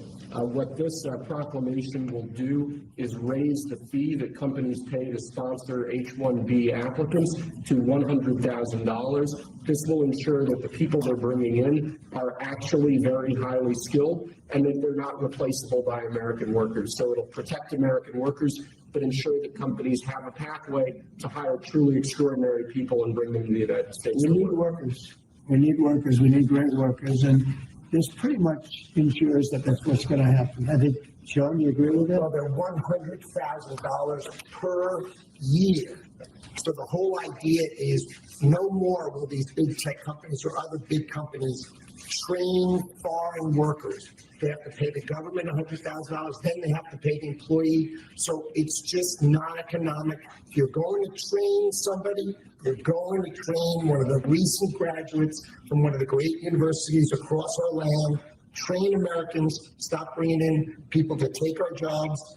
That's the policy here, $100,000 a year for H-1B visas, and all of the big companies are on board. We've spoken to them about the gold card. They love it. They love it. They really love it. Yeah, so he said all the big companies are on board. Sorry, the volume's low for that video. But he said they're all on board. But are they? Let's get into a little bit more details about this, ladies and gentlemen. Again, I want to explain how this can impact everybody here. Trump signs proclamation imposing an annual $100,000 fee on H-1B visas. Donald Trump signed this proclamation on Friday that would impose an annual $100,000 fee on H-1B visa applications, dealing a potentially major blow to the U.S. tech industry, which relies heavily on workers from India and China. The U.S. Commerce Secretary Howard Lutnick said at a Friday press briefing that all the big companies had been briefed on the new fee, $100,000 a year for H-1B visas, and all of the big companies are on board. We've spoken to them, etc. If you're going to train somebody, you're going to train one of the recent graduates from one of the great universities across our land. Train Americans, stop bringing people in to take our jobs. Again, like I said, inconsistent with his behavior, bringing in the Afrikaners and giving them a fast track process for visa here in the U.S. Trump's threat to crack down on H-1B visas has become a major flashpoint with the tech industry, which contributed millions of dollars to his presidential campaign. See, what did I tell you? The tech industry relies more than any other sector of the U.S. economy on H-1B visa holders. This is true. Roughly 2/3 of jobs secured through the H-1B program are computer related. Government figures show, but the employers also use visa to bring in engineers, educators, and healthcare workers. So to give you some examples here, for the first half of 2025, Amazon had more than 10,000 H-1B visas approved. Microsoft and Meta had more than 5,000. A H-1B program offers 65,000 visas annually to employers, bringing in temporary foreign workers in specialized fields, with another 20,000 visas for workers with advanced degrees. So there's another part of this that people may not be familiar with. I told you guys before, I worked in a university for over 10 years. And I do just want to inform you, this is also going to impact higher education. There are a number of colleges in the U.S. that have relied heavily on international students because these colleges are businesses first and schools second, and they're in the business of making money. Typically, the way it works is that international students, because they're not eligible for financial aid, you can pretty much count on them to pay out of pocket, right? So if you admit an international student, they are going to pay. In particular, the universities that I worked at here in Massachusetts, if you were an undergraduate international student, you had to prove, your family had to prove that they could pay for all 4 years of your schooling as a part of your admission. So here's the thing, folks. This new fee and the H-1B visa process, it is going to make international students a little bit more reluctant to attend college in the United States. Because again, if these companies now have to pay this increased fee, and I believe this is per worker, got to double check that $100,000, I believe it's per worker. If they have to pay that increased fee, then that means that they're less likely to get hired by those companies than they were previously when the fee was lower, which also may mean, what is the point of them attending college here in the United States if they wanted to attend college here and then get the visa and stay here in the US, if they're probably not going to even get into those jobs now because of this change? Now, this is to assume that a judge does not strike this down. So this is also going to impact some of those universities that do rely heavily on the international admissions. And the reality is, in particular in the Boston area, at schools like Harvard, MIT, of course, and Boston University, a lot of the students that are coming to those universities are going into STEM programs, a lot of those international students. So this is something I think that people really need to pay close attention to. So this will have an impact on the universities as well. What does that mean for you as a worker here in this country? If you work at those universities and you are working in those particular fields, that could impact enrollment. Thus, that means you may not hit your quota for the year of admitting those students. And if these programs start to sink with enrollment, that means those universities may start to do layoffs. This is all connected. And that's what I want people to understand. These things do come back on us in some way, shape, or form. And I told you just recently, Boston University just announced they're laying off hundreds of people. Like, it's been going all around. So when the enrollment falls, then they're really like, okay, well, we don't need to keep you here for this program because you didn't meet your quota. You didn't meet your goal. So we're going to let one of you guys go. So it's going to impact everybody. And that's what Donald Trump is not telling you. This is, again, assuming a judge does not strike this down. So when I say like it's happening, like it is really happening, folks. Now, many of you may be wondering, what about people who already have an H-1B visa that work at a tech company? Well, according to the Trump administration, those individuals are safe. Apparently, like, again, hold on to this because things change. The White House says the $100,000 H-1B visa fee will not apply to existing holders. So it says they had to scramble to clarify details of the new $100,000 fee on the visa. So apparently, if you already have it, you should be safe. Should be. This applies to new applicants and not to current visa holders. So there's that, folks. So again, I think it's important, again, on this show that I try to tell you different sides of this and not just, oh, he did this, and so this is going to be great for American workers, and not tell you the other side of it. The other thing, again, AI is being implemented more at these tech companies. So some of these roles they could just fill with AI, especially if it's like a coding position. They could just do that. They could offshore these jobs and still hire those workers in India and China anyway, without the H-1B visa process. But it does not necessarily mean that those jobs are now going to go to American workers. And I do think it's important to explain that to people, right? Again, these companies they're smart. Like they're smart. They're going to try to find a way to get as much cheap labor as possible. They're going to try to do that. And they're going to try to hold on to that for as long as possible. Because here's the thing. If they wanted to hire American workers and pay them more money, they could have been doing that all along.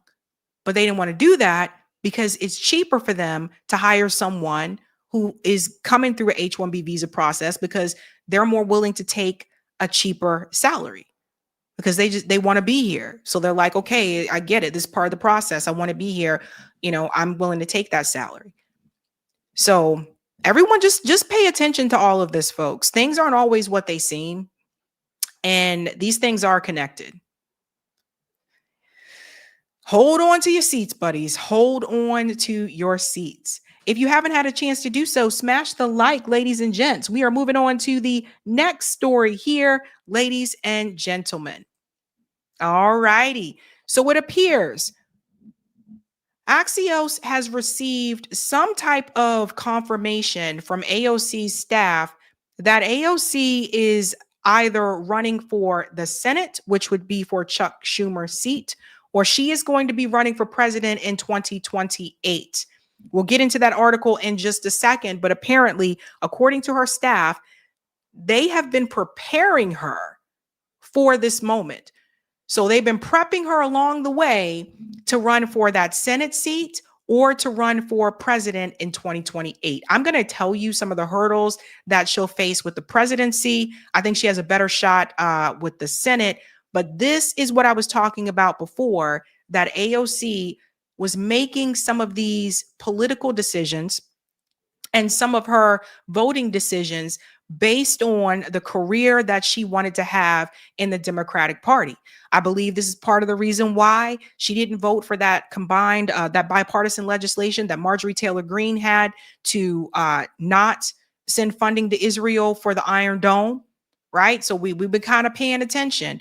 I believe it's why she voted present about funding the Iron Dome years ago under the Biden administration. I believe it's why she got on that stage and said to everyone at the Democratic National Convention that Kamala Harris was working tirelessly for a ceasefire. I believe this is why she went on a video tangent to smear Jill Stein as predatory, etc. I believe this is why she has made some of the decisions that she has been making the past couple of years, because she had a goal, a political goal. And even though when she first decided to run, she said that she didn't care if she was a one-term congressperson, that obviously was not the case, or did not end up being the case. And she has decided that she does want a political career. Let's get into this video, and I'm going to tell you the hurdles that she is going to run into and things that people need to pay attention to when it comes to the Democratic Party, and the way that the DNC in particular and superdelegates will go out of their way to try to prevent this from happening. This clip here from Case Study QB, where they were discussing that Axios article. Let's get into it. Before you go, you have a big story. I was fascinated to read about a big decision facing Democratic Congresswoman Alexandria Ocasio-Cortez. This is the decision: run for president or run for Senate. How likely is it that she's going to run for president? Well, I think there's a really significant chance, and her team is actively pursuing steps to give her the option to do that. They have basically spent more money this year than almost any other Democratic politician on building up her email lists, her social media following, so that she could end up being one of the biggest grassroots fundraisers in American politics. Pause. Remember when AOC and Bernie started the oligarchy tour? Remember what I told you back then, that I believe that this was basically AOC testing the waters to see if she would be strong enough to go for a presidential run or a Senate race? This is what I was talking about. Like I said before, if you weren't running at that point in time, why were they raising so much money for her unless there was a pathway forward of this type of political journey? So that's what this was really all about. And not to say that she didn't mean, yeah, let's fight back against the rich people or whatever. We can have disagreement on that, because I kind of feel like if you say, fight back against the billionaires and the rich people, but you tell people to vote for Kamala Harris, who was taking all that money from billionaires, I don't know, so you can't have it both ways, right? So that's what this was really all about. This was her being prepped for, I would say she's probably going to go for a presidential run in 2028. The Senate run will probably be the safest bet for her, but it seems like she might be leaning down that 2028 presidential candidate list. That's why, like, her and Bernie going across the country, and remember what he said, they were going into places that Trump won, but then in 2016, but then Biden won in 2020. So they were going into these areas that may be a little bit purple to test out the waters. And I really felt, I said it back then, I believe that that was part of what that was about. Let's continue on here.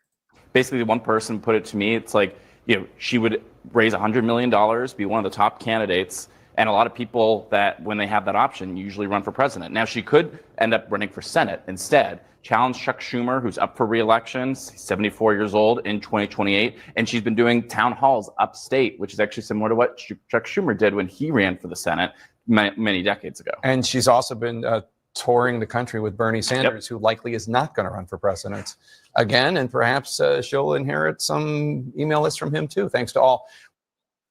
Did everybody just catch that? He said she will inherit an email list from Bernie Sanders too. So I tried to tell you guys back then. I tried to tell you this is really AOC's campaigning tour. That's really what this is all about. Fight back against the oligarchy. So when I run in 2028, whether it's for Senate or president, you'll remember this message. Now, it came from this article here, AOC's 2028 decision, run for president or Senate. So this is from Alex Thompson. Let's go ahead and get into this here. AOC and her team are positioning her to run for president or the U.S. Senate in 2028, according to people familiar with her operation. Why it matters. AOC's 2028 decision could shake up the presidential race or the Senate's leadership. A fellow New Yorker, Chuck Schumer, 74, is up for re-election in 2028.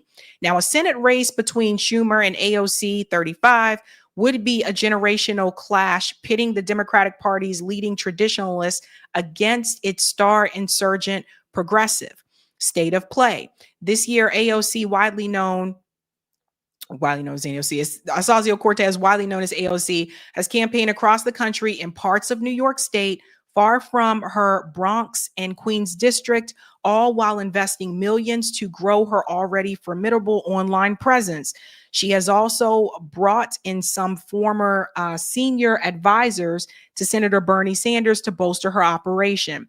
AOC hasn't made any decision about her future, but her team is working to give her choices. So they go into talk about town halls that she has held as well. They talk about the Fighting the Oligarchy tour, which I also just told you about, right? So this is the word on the street at this point in time. And now I want to explain to you some of the hurdles that AOC is going to encounter if she runs for president in 2028, similar to some of the things that Bernie Sanders had to go up against, but maybe even a little bit differently. So according to that article, it appears it's happening. It appears she's either going for Senate or the presidency. When it comes to that Senate position, she actually will probably have a better chance of winning that, of beating Chuck Schumer. I think a lot of people in New York in particular have grown tired of Chuck Schumer. Also looking at the support that came out for Zoran Mandami and the way that he was able to run on pro-BDS rhetoric, the way that he was able to say during the debate that he would not go to Israel, he would spend time with people in New York. You know, that kind of tests the waters a little bit there, and he won that Democrat primary. So now you're looking at someone like a Chuck Schumer, who is a Zionist, who supports Israel, who had a statement where he said that he is in the Democratic Party to make sure that the left stays pro-Israel. You know, all these things have come out and they've been exposed.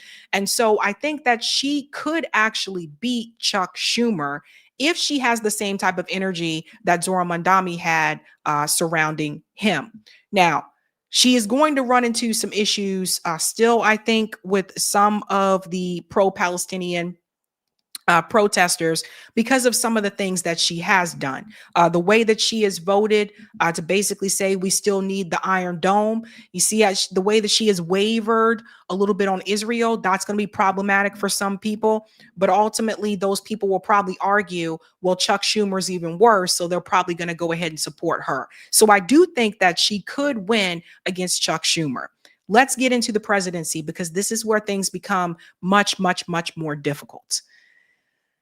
The problem that Bernie Sanders ran into in 2016 and 2028 is something called superdelegates. Dun, dun, dun, dun. Now, the Republican Party doesn't have to worry about this, but they do exist in the Democratic Party. Bernie Sanders, in particular, 2016, with Hillary Clinton, Bernie Sanders won states, and in particular, West Virginia won every county in that state, and the superdelegates gave the state to Hillary Clinton. There were multiple states that the superdelegates gave to Hillary Clinton that Bernie Sanders outright won. And that brings up this issue that she's going to have to face. The DNC. Todd calls it the DNC Services Corporation, which is pretty straightforward. During the DNC fraud lawsuit, which is after the 2016 presidential election that Bernie Sanders was a part of, the DNC said to the court, "We are a private corporation with no obligation to follow our rules." This is what AOC is going to have to deal with, right? There's no getting around this because of the way that the Democratic Party is structured. So the reality is, regardless of how much support she gets in the Democrat primary, the DNC decides who they want the nominee to be. We saw this happen, of course, recently with 2024 presidential election, where Kamala Harris was named the nominee, and there were actually candidates that were running against Joe Biden, and the DNC said, no, we're not going to have any debates. They just selected Kamala Harris. You saw it in 2016. Again, when Bernie Sanders ran against Hillary Clinton and he won, some of those states that he won were taken away during the Democratic National Convention, and the superdelegates gave those states to Hillary Clinton. Crazy thing about this is that Bernie Sanders went on after that to still hit the road and campaign and help Hillary Clinton try to win, which is actually, I feel as though Bernie Sanders should have taken a hard stand at that point and say, hell no, I'm not going to go around this country and help you win, because they took states from me and gave them to you. I won those states fair and square. Bernie Sanders should have fought back and should have stood up to the DNC, but he did not. However, some of his supporters did, including lawyers. Two lawyers in particular, Jared and Elizabeth Beck. They've been on this show before. It was Nico House who contacted them and said, we need to fight back. The DNC committed some type of fraud here against Bernie Sanders. Now, the goal at that point in time was not to say, oh, Bernie is the winner, but to help the people who donated all this money to him to get their money back. A lot of these small dollar donations that some people, for them, it was their last $10 or the last $5, but they donated it anyway because they believed that Bernie would be able to help them get health care. That's what it was for a lot of people. The problem that AOC is going to face is that the DNC picks the nominee. Now, they are not known to pick a nominee that supports these progressive policies. They are known to pick one that the donor class likes, not the person that you like, the person that the donor class likes. What's going to be beneficial to big pharma? What's going to be beneficial to Wall Street, the military industrial complex? That's the person that the DNC chooses. And because of the DNC fraud lawsuit, they were allowed to do that, and they explained why.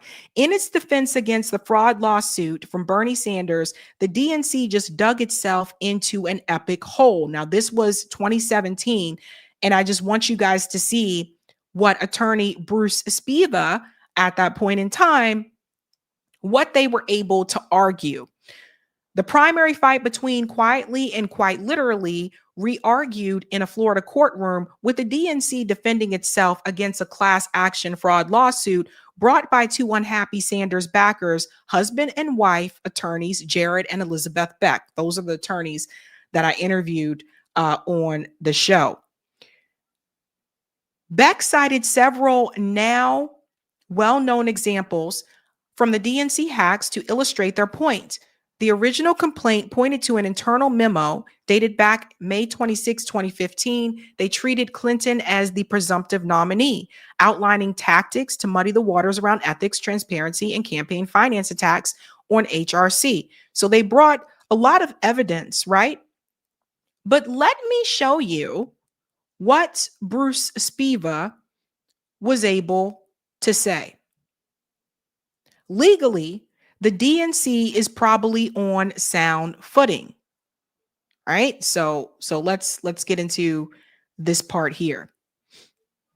While such arguments might be effective in a court of law, they're also a nightmare in terms of public relations for the embattled Democrats who only over a little 2 months ago faced public scorn for working to block Keith Ellison, the Sanders-backed popular choice, from becoming the DNC chair. The DNC's lawyer telling a judge that it has the right to tip the scales in favor of a certain candidate, even if that breaks its own rules, likely won't improve the DNC's image. This is exactly what was said during the fraud lawsuit. It turns out that the DNC is a corporation, that even though they have their own, I guess, bylaws or whatever, what they determine ultimately in court is that they don't even have to follow their own bylaws. It's voluntary. They go on to say this here. Let me scroll down. Keeping with this argument, Bruce Spiva, repeatedly argued throughout the hearing that the DNC has a right to be biased if it so chooses, even though he assured the court it totally wasn't. The party could have favored a candidate. I'll put it that way. Even if it were true, that's the business of the party, and it's not justable. Spiva went on to stress that the party's rules are simply ones they voluntarily adopted. In other words, the party rule around impartiality is one that it could just as quickly choose to jetson.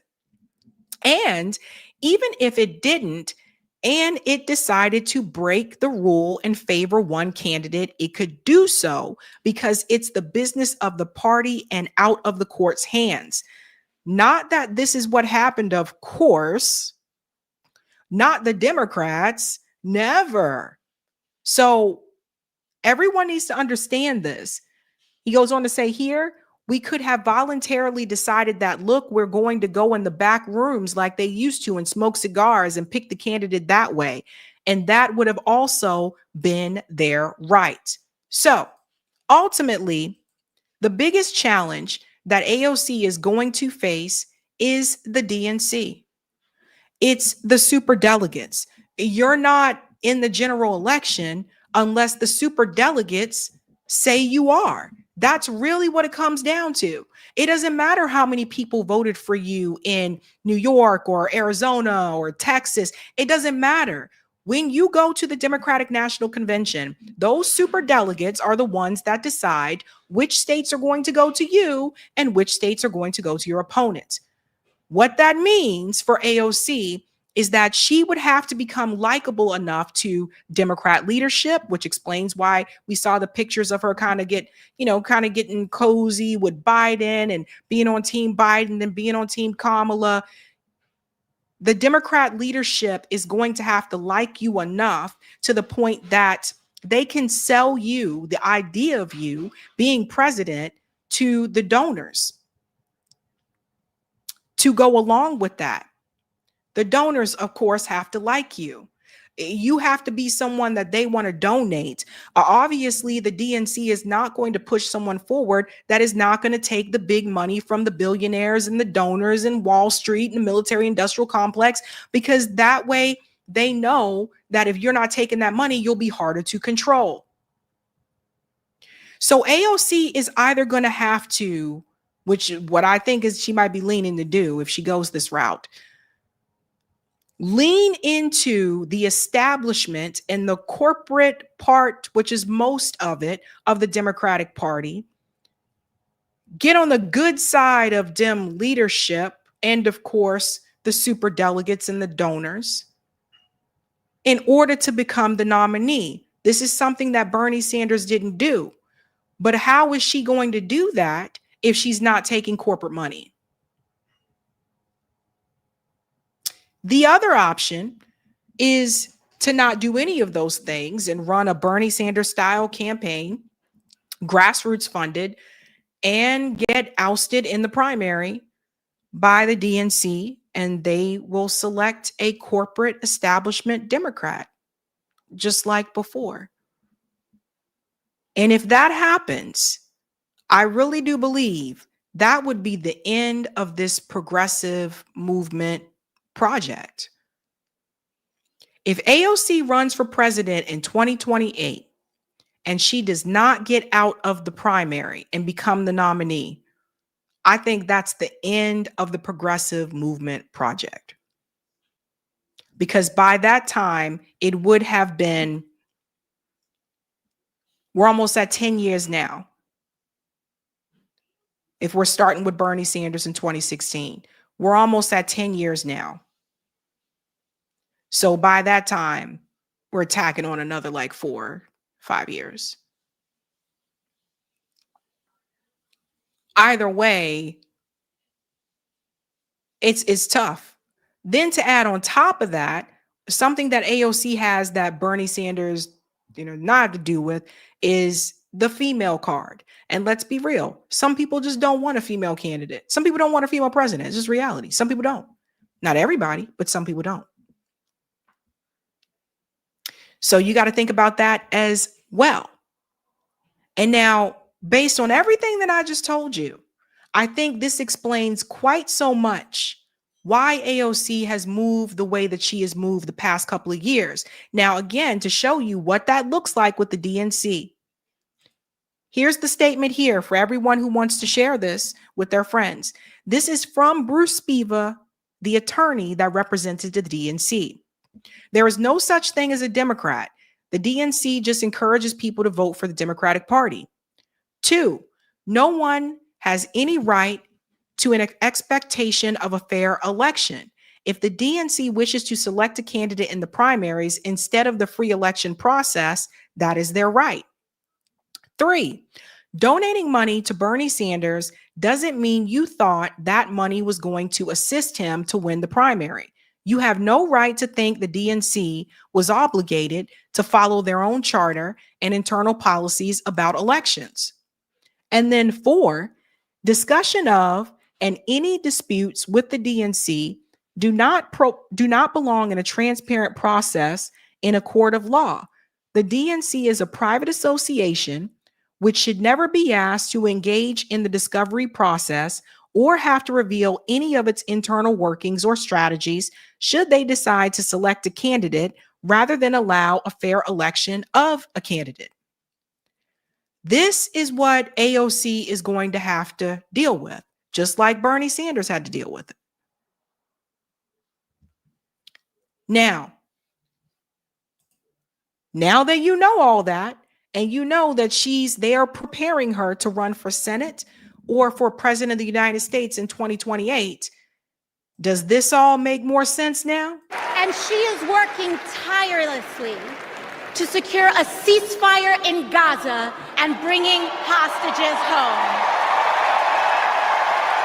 And she is working tirelessly to secure a ceasefire in Gaza and bringing hostages home. That was her preparing for her own run. We all knew at the time that that wasn't true. She knew that wasn't true.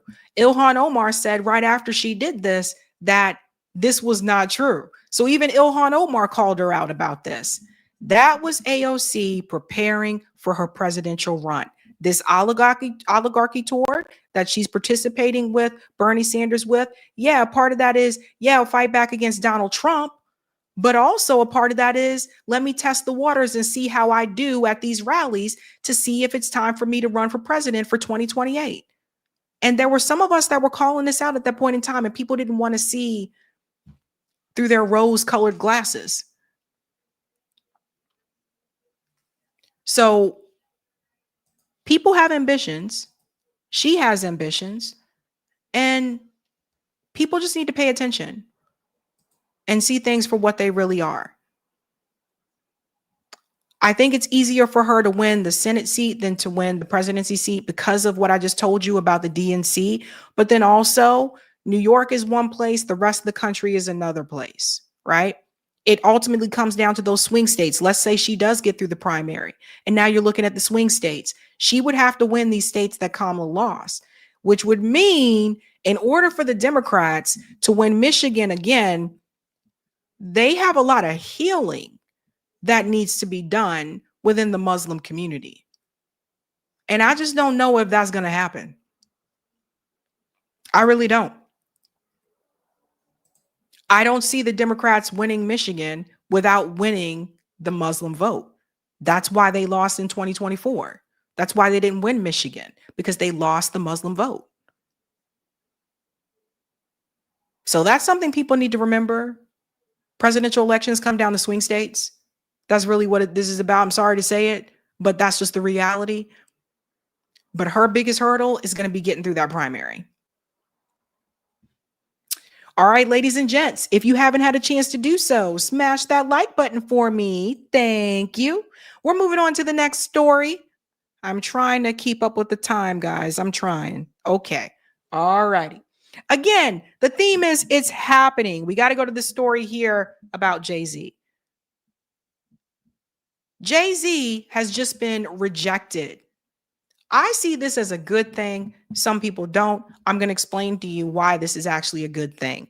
Jay-Z was seeking a casino bid in New York.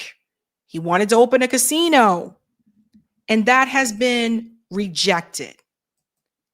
Let me tell you why I think it's a good thing. People, they look at casinos and they say a casino is coming in. This is going to create jobs. Obviously, the person who wants to build the business there, who is going to profit from it, that's one of the first things they're going to tell you. This is going to create jobs. True. Yes. But it also causes other things. It also causes displacement. It also causes gentrification. We have seen that happen right here in Eastern Massachusetts with the Encore Casino that has come into Everett. I'll explain that in just a bit as well. So Jay-Z positioned himself in such a way to say, well, I'm going to allow Black people to own shares within the casino. Okay. Not laying out all of the things that come along with the casino. And you want to talk about benefiting things for the Black community, it's not a casino. Black people need a path to home ownership. Black people need homes. People need housing. Black people need health care. And you come with casino because it's not really about what is best for the Black community, helping the Black community. This is just Jay-Z trying to make more money. This is about him. Now we'll bring this in here. Jay-Z proposes bid to open Caesar Palace Casino in Times Square. It's a very good idea. The Roc Nation's founder aims to fulfill the promise of Times Square with a new casino. Again, this is about Jay-Z making a profit, right? Increasing his wealth. This is about him, but he's trying to sell it as though, this will help everybody else. So it says Jay-Z wants the famous Caesar Palace Casino chain to build a prime location in New York's Times Square. He goes on to say here that he held a committee hearing for the project among representatives of Roc Nation, SL Green, and Caesars Entertainment for the bid of 3 downstate casino licenses. Around the 44-minute mark of the video they're talking about below, Jay-Z was introduced by Roc Nation CEO Desiree Perez and said their cross-borough partnership and business initiatives are what New York really looks like. Jay added that he came up through sports and entertainment and considered Times Square the perfect place for a new Caesar's Palace. While the original hotel and casino was located in Paradise, Nevada, there are Caesar entertainment destinations worldwide. I'm trying to reserve myself. It's a very good idea, very good alignment for us to fulfill the promise of Times Square. Let me get rid of the video here. Roc Nation founder also went into detail about his company's strategy of bringing culture to the NFL through their live entertainment deal.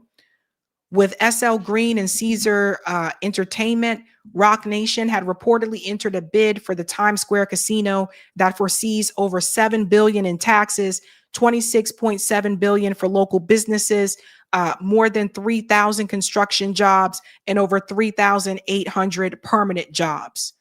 The location would host a 992-room 5-star hotel with restaurants serving regional and worldwide culinary innovation, a wellness retreat, gaming, and the trendiest nightclubs and entertainment built out of a current office building at 1515 Broadway.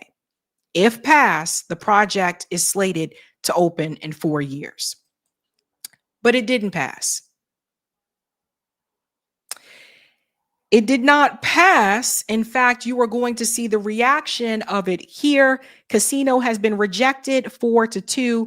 SL Green CEO Mark Holliday just approached the CAC members after the vote happened here. Everyone check this out. You know it. We met the standard and then some, and the only one with courage to stand up is the governor and the mayor appointees, and everybody else runs and hides. Go run and hide. Because what you did, the benefits you denied this community and this city and state, you have to live with that history forever.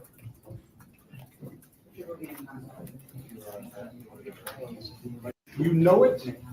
We met the standard and then some, and the only one with courage to stand up is the governor and the mayor appointees, and everybody else runs and hides. Go run and hide. Because what you did, the benefits you denied this community and this city and state, you have to live with that history forever.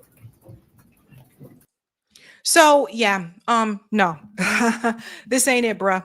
This isn't it. So here's the thing here. Again, this was about the money that they were going to be able to make with this said project. And for Jay-Z to try to sell this and say this is something that's going to really help the Black community, this is going to create jobs. Well, there are a lot of projects that you can create that are going to create jobs. It doesn't have to be a casino. This project in particular would make a lot of money to Jay-Z. Obviously, a lot of people know there's a lot of tourists that come to New York. And in particular, when the tourists come to New York, they tend to go to Times Square. So they wanted to have a casino right there in Times Square where a lot of all the tourists are going to be. And so they can go into the casino and make a lot of freaking money. And I'm going to say this is another thing as well. We need to have a deep conversation here one day in particular about gambling. And it's everywhere. It's everywhere. I just saw as well, someone had pointed this out to me. Yvette Carnell has talked about this over and over again. What is up with all the gambling ads? Because we keep seeing them, like whether it's DraftKings, I see all the time. DraftKings, all these different like sports gambling things, they pop up on your phone, on the computer, or you see the commercials. I can't watch one football game today now and not see an ad for DraftKings or some type of gambling. So no, I would argue towards someone like Jay-Z, this is not what the Black community needs. Obviously, gambling, casinos, that is something that is going to appeal to people, especially people who are lower income and down on their luck and think, maybe if I just walk into this casino and take this $5 and put it into that machine or put it on that craps table or put it over there, that this $5 will turn into 20 or to a 50 or to 100 or to 100,000. People keep spending and spending, just thinking the next play is going to give them more money and they're going to be able to pay off their bills or get out of poverty. And you may think it's far-fetched, but it happens. It happens. And if you talk to people who work at casinos, they've seen it happen. Now, am I anti-casino? No. But for Jay-Z to sit up there and try to make that argument that this is going to benefit the Black community, that is not what this is about. This is about him trying to make more money and put more money into his pocket and to increase his wealth. Because if you're trying to do something that's going to benefit the Black community, why don't you go to Marcy Projects, where Marcy Projects used to be? Why are you not trying to build no housing? Why are you not trying to build like co-ops, cooperatives where you grew up? Why are you not going into Brooklyn and the Bronx and trying to help people, I don't know, get skills like trade skills? Because that's not what this is about. Everything's about casino and gambling now. Everybody notice this? So there's a lot of money to be made there. And yes, it is totally up to the individual if they want to walk into that casino. I get that. Got it. But for Jay-Z to pretend as though he's trying to actually help the Black community by saying, well, they'll be able to buy shares. There are other things that you can do that is actually going to benefit. This is about his bottom line. And I want to show you other examples here as well, because I'm actually glad that this was rejected. Let's go ahead and bring this up on the screen here.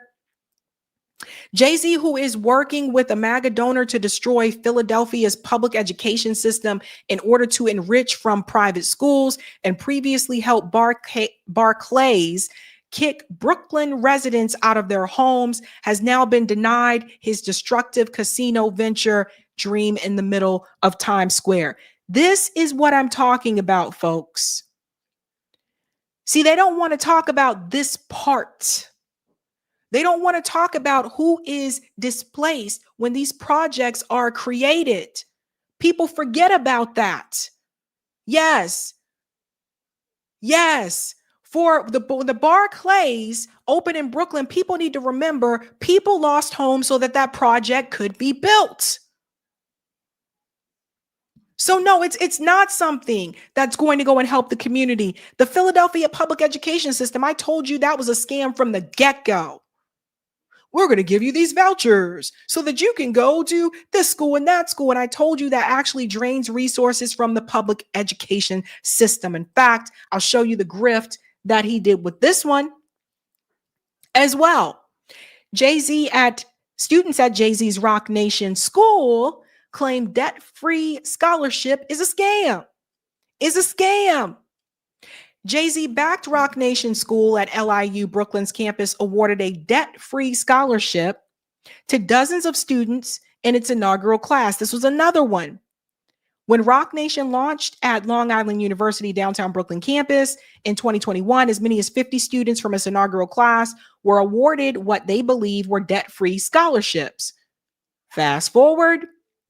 However, at least dozens of students are now claiming they were billed by the school for thousands of dollars, forcing them to either borrow from the bank or leave the program altogether.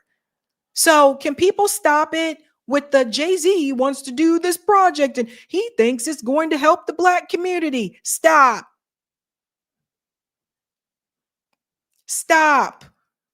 You really got to look into these things, you guys. You really got to look into it. Because for me, I'm just like, I don't know. Like, this is what I'm saying. People are going to look out for what works for them, right? And that brings up another question. Let me get to here.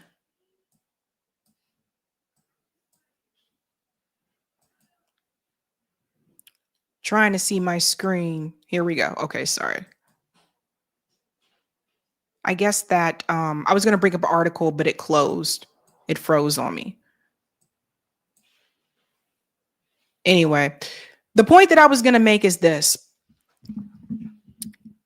The recent appearance that people are seeing right now of Jay-Z and Beyonce at the dinner table with Donald Trump, right? Everybody remember that? With Donald Trump's daughter. Okay, I got my screen back. Sorry. With Donald Trump's daughter, Ivanka, whatever, and Jared Kushner. There were people like losing their crap online saying, oh my God, Beyonce and Jay-Z are hanging out with Ivana and they're hanging out with Jared Kushner. They're hanging out with Trump's people and da-da-da. And that right there told me we still have a lot of work to do. Because people think that just because Beyonce endorsed Kamala Harris there on the stage, people think that she don't run in the same damn circles as the people that they're politically against. What you got to remember is that wealthy people stick together. Jay-Z and Beyonce were sitting at the same damn table with Ivana Trump and Jared Kushner because they are in the same club. It is not election season at this point in time. All these people roll together. They look out for their class interests, and it is a business decision. As Jay-Z loves to say, he is a businessman. So what that tells you is all that mess that comes from a lot of these billionaires during election season, that's just for show. When it gets down to business, they stick with their class. And that's what Jay-Z and Beyonce have done. They stick with their class. So for people, I was trying to show you guys the picture, but the site continued to freeze on me. So I'm sorry. I was trying to show you the picture of Jay-Z and Beyonce that everybody was freaking out about because they were at the same table with them. People have to understand, again, all of these people are in the same club. So while you are yelling at your neighbor because you guys have different political ideology, billionaires with different political ideologies are going to dinner events together and making business decisions that could or could not impact your lives.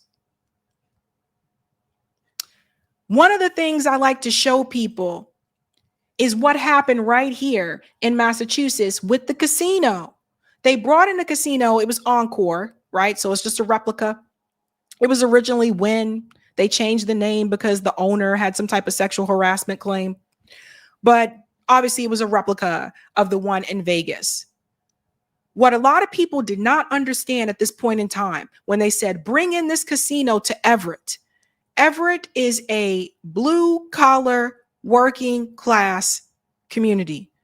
You can kind of tell just by looking at this picture. You see all the factories around here, right? Yeah, that's Everett. And it looked kind of weird that you just got this giant fancy casino sticking up out of nowhere. A lot of the residents did not want the casino. A lot of the residents were against it because they said it's going to increase traffic and it's also going to increase the cost of living. What a lot of people did not realize at that point in time is that this is just part one of that project. There is more to go to this casino. And that's another thing I want to mention about the Jay-Z part. Oftentimes when people talk about we want to bring a casino, they don't reveal immediately to the public that you usually don't just have a casino by itself. There's usually other things connected to it, like, I don't know, other hotels, a shopping mall, or a shopping center. So this is just phase one. And that's the other part. They like to build onto casinos. They like to add more things to it, which is going to increase the cost of living. So people in New York already pay a lot for freaking rent. And that would increase, the cost would go up as it did in Everett. And what I wanted to show you here, they had to push back.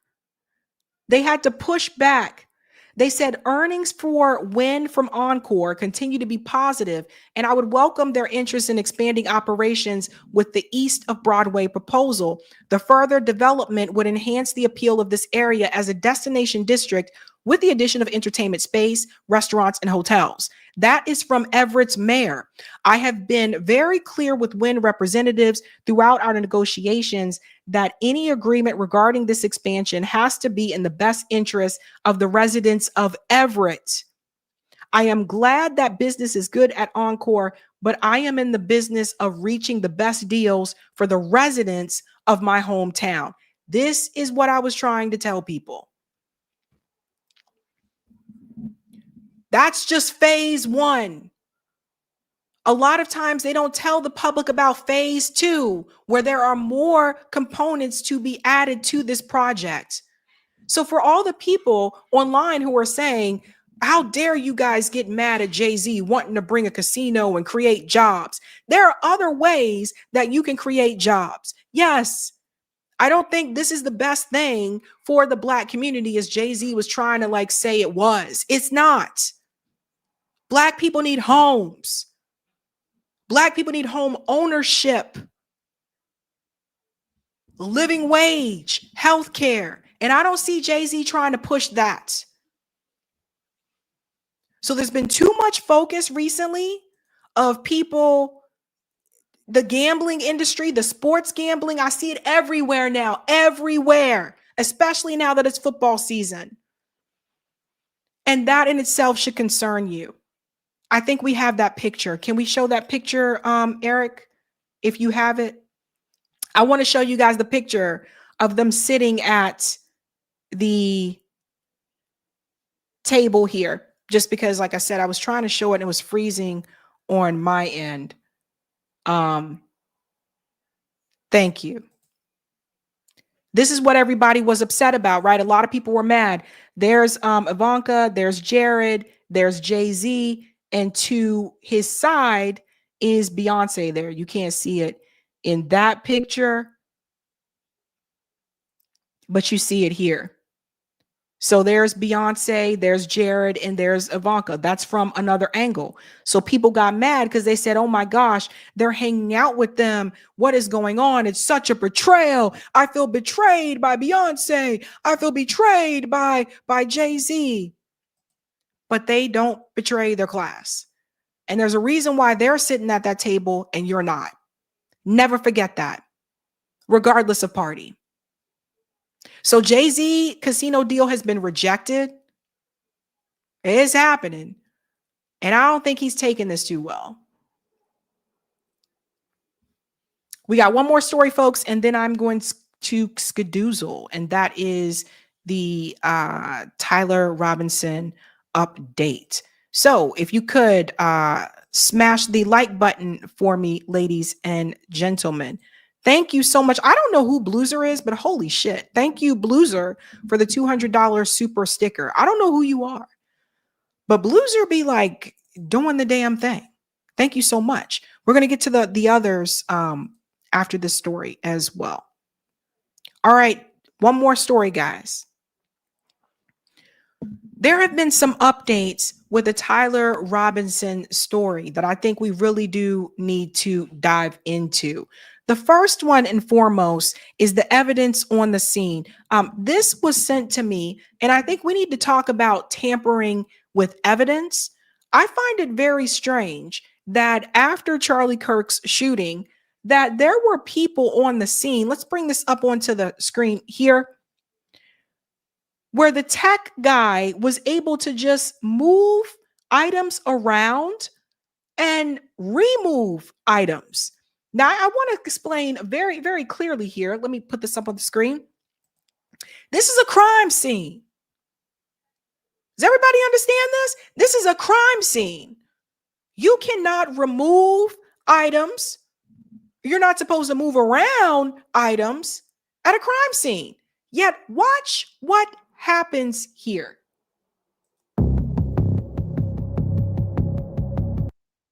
We had to mute the music, Curry, because I don't know. Okay, so what is this? Okay, so you move in the chair. Violation number 1. He moved the chair to stand onto the chair. Again, this is a crime scene. And I don't hear anyone from the FBI pointing this out. How many of you watching, you're probably like, look, I may not be a lawyer, but I've watched enough damn Law and Order in my lifetime to know that you're not supposed to move things around from a crime scene. Let's continue. Now he's standing on evidence. And here is the camera that he is removing from the scene. Once again, that is evidence. This is a crime scene. Pause here. Now he goes forward to say it was addressed on Charlie Kirk's show, panel discussion, that he felt that he should remove it because he didn't want the public to get a hold of it and try to make like mean images or anything of it. That's really not his decision. That is a crime scene. So by him removing that and putting his hands on the chair, is he wearing gloves? No. When the police get to the scene to investigate, they don't have everything to investigate. That's the first thing we need to point out. They don't have everything to investigate because he is removing evidence. And nobody seems to think this is a problem in the FBI. You don't hear the FBI calling this out at all. See? And looks like he's putting it somewhere else. Again, this is a crime scene.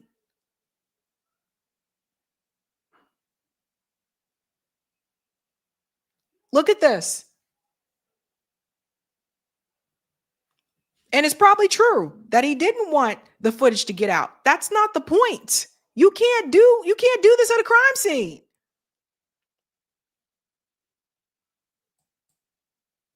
That part.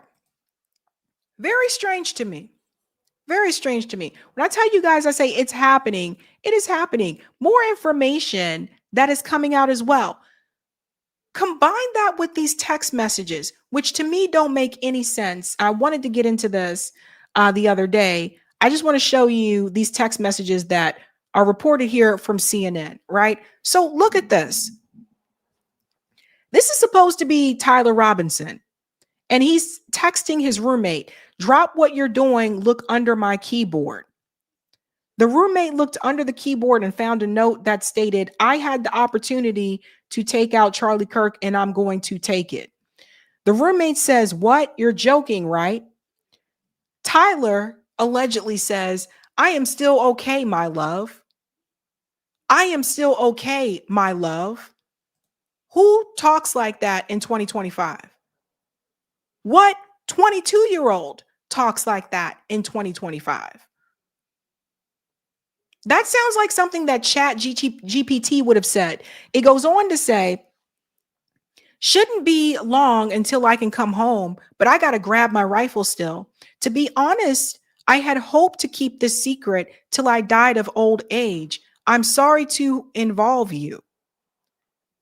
You had hoped to keep the secret until you died of old age. But here you are sending text messages. You weren't the one who did it, right? I am. I'm sorry. Pause.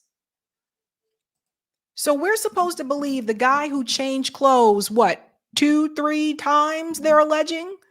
We're supposedly believe this same guy who changed clothes multiple times because he didn't want it to get traced back to him, at the same time left a text message that said he did it.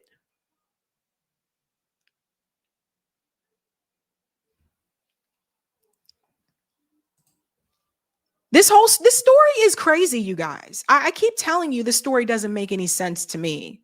No. Oh, I thought they caught the person. No, they grabbed some crazy old dude, then interrogated someone in similar clothing. I had planned to grab my rifle from my drop point shortly after, but most of that side of the town got locked down. It's quiet, almost enough to get out, but there's one vehicle lingering. Roommate says, why? Why did I do it?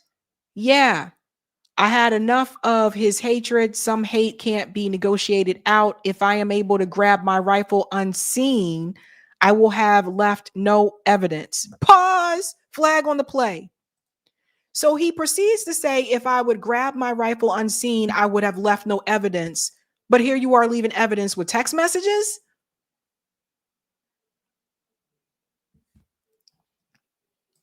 Goes on to say, how long have you been planning this? Again, none of this makes no sense. How long have you been planning this? So you're the roommate, right? So your roommate just tells you that they just killed, said podcaster, and that they are going to get the rifle and not leave any evidence. Your response is, how long have you been planning this? Seriously?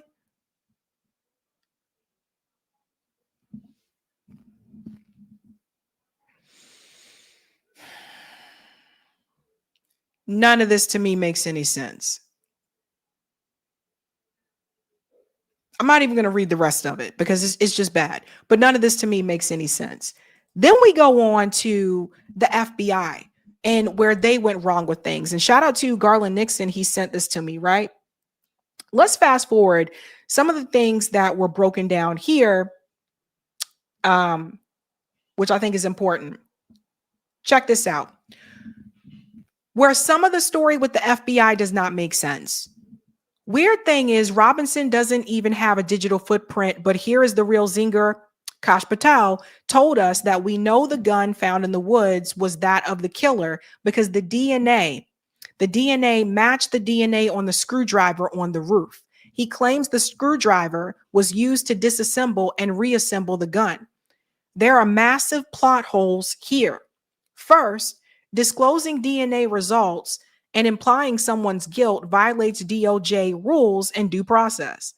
These rules can be found in the DOJ's Justice Manual and are designed to prevent prejudice to a defendant's right to a fair trial. This means even if Robinson was the killer, this case could be thrown out under the 5th and 14th Amendment. Nice work, they go on to say. Let's go forward here a little bit. If you're not up to speed, footage and images show the alleged killer walking around campus, but he's not carrying a gun at any point. The murder weapon is supposedly a Mauser 98 that is 48 inches long, but the bullet that killed Charlie Kirk has not been found. The gun was supposedly found in the woods, but we can't say it was the murder weapon until the bullet has been found. So this was something that was really weird to me. In any of the footage, not in any of the footage I saw, I didn't see him walking around campus with a gun. Now, I do understand it can be disassembled and it could have been in the book bag. Okay.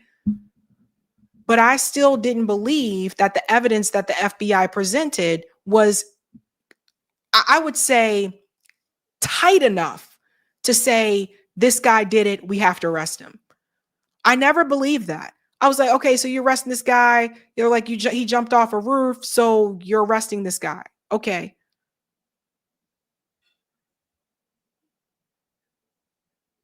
But we have no video footage till this day. I haven't seen any video footage of him with that gun. Let's continue on.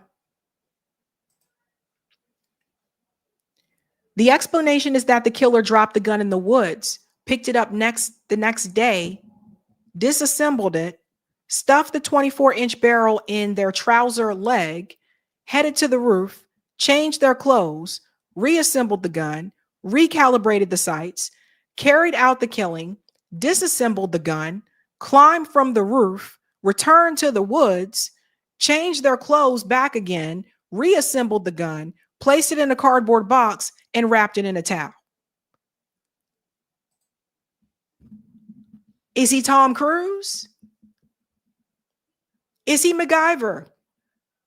Some of the young peeps might not recognize that one. Is he MacGyver? Who is this guy? He had time to do all of that while a massive manhunt was happening? It doesn't make any sense. One problem is you don't use a screwdriver to disassemble a Mauser 98. You use a hex wrench, Allen key, as well as other tools. We were told the killer reassembled the gun in the woods, but how did he do this if the screwdriver was left on the roof? And more importantly, why would he do this? Why would he reassemble the murder weapon prior to discarding it? What would he gain from slowing himself down like that?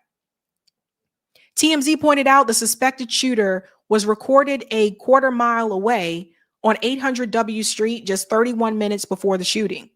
This means he had to limp a quarter of a mile with a 24-inch barrel in his trouser leg, climb onto a roof, change his clothes, assemble the gun, calibrate the sights, and get into position in 31 minutes. Now, it sounds like a scene from a movie. I told you, this story does not make any sense. The story that the FBI gave does not make any sense. And it almost seems like to me that they were just so desperate to catch someone and catch them quickly. But the evidence, like this stuff don't add up. Doesn't add up, bruh. Your stories are very strange to me. Here's another one. Remember, Mauser 98 rifles are not easy to assemble, and the killer was using a screwdriver, not a hex wrench. That's something to keep in mind. Here's something else. The woods are in the opposite direction of 800 W Street, so presumably Robinson went one way to collect the weapon and then walked past the college for a quarter a mile or more, only to turn around half an hour before the killing. Alternatively, the real killer never went into the woods and the rifle is a decoy. The simplest explanation is usually correct, and it's hard to explain how Robinson is the killer without tying yourself in knots. Yeah, these are the things that I said. I just don't feel like they had enough information to say this guy definitely did it. And it's happening. People are putting pieces together. People are like, wait a minute now. How could this guy have done all of those things in a short amount of time and nobody saw again? So he had the rifle in his pants leg the whole time while he was walking home?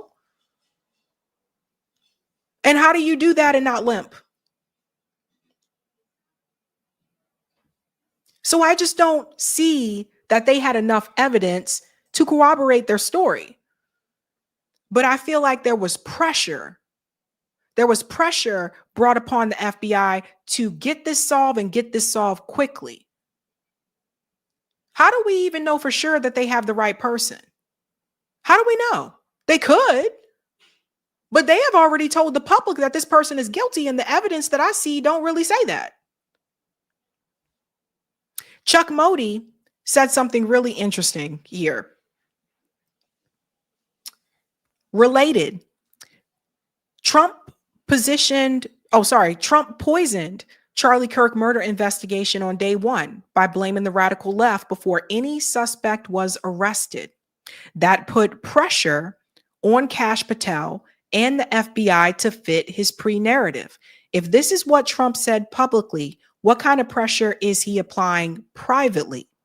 Also, Trump's political interference will also make it easier for Kirk's killer to beat the case.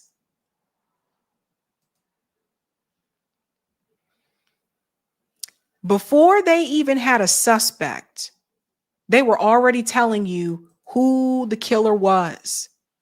They were already telling you it was a radical leftist. They said the person was trans. All these things came up before they even had it, so that they could already put in your mind who the person is. Usually, the person who gets the story out first is the one that has the advantage. The person who gets the story out second is on the defense. In these particular situations with media, when you're on the offense, you have the upper hand. It is much harder, I think, to get people to believe that it could be a different story than it is to come out with the story first. But I think with this particular situation, people are asking questions, as they should. The FBI story does not make sense. And I think there was some sloppiness there. And finally, you're going to hear from the panel here on the Charlie Kirk show what Charlie Kirk's wife said. Immediate hours afterwards, Erica got a call from somebody very important. I'll leave that vague, out of privacy, but she got a call from somebody very important. And the question was, what do you know? Sort of asking how much of what's going on behind the scenes and with the relationship, like, what do you know? And her reply back was, everything. I know everything.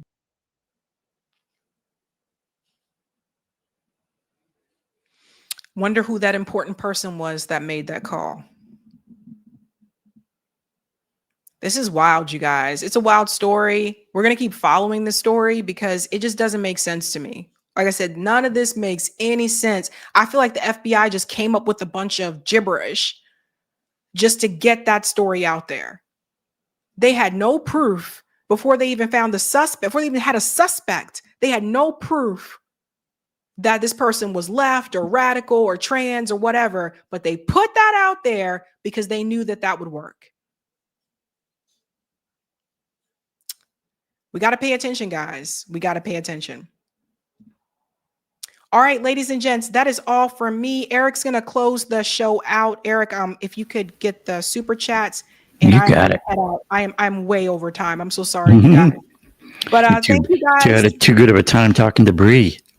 I know. You guys, in a while. It was good, though. It was good.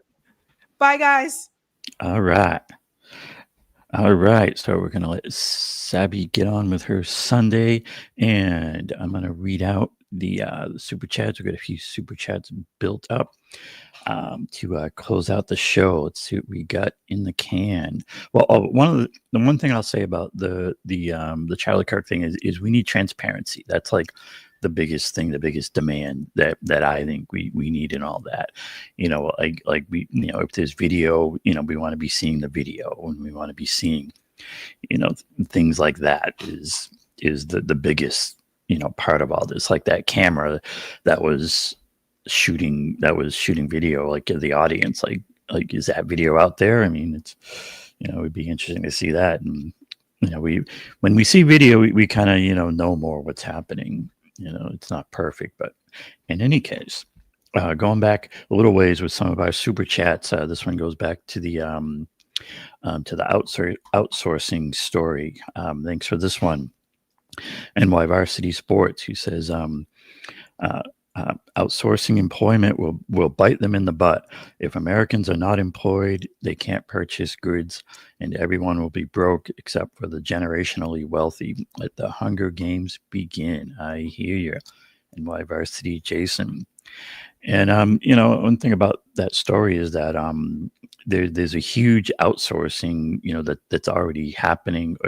It's kind of like the way I would frame it is that, we had a huge outsourcing of factory jobs, right, decades ago, and they cleared all those out. I would submit that currently that there's a huge outsourcing happening with engineering jobs and a lot of professional managerial jobs.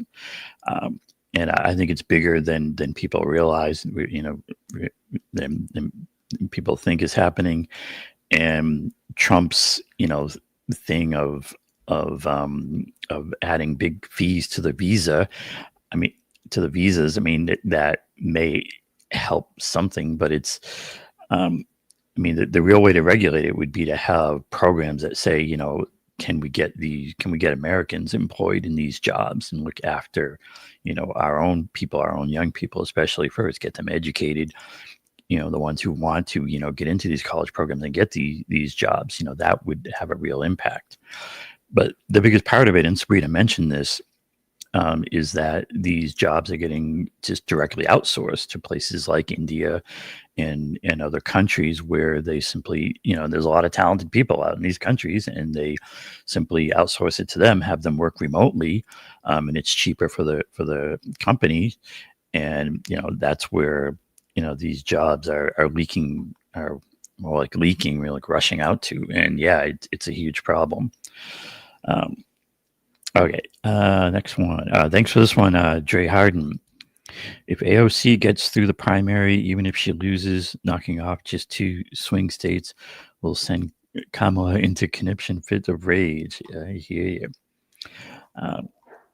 And NY Varsity Sports, thanks for this one. Wait, is this the same AOC that said she could not help Smalls because he was not in her district but jumped in front of the parade when he won? Nah, pass.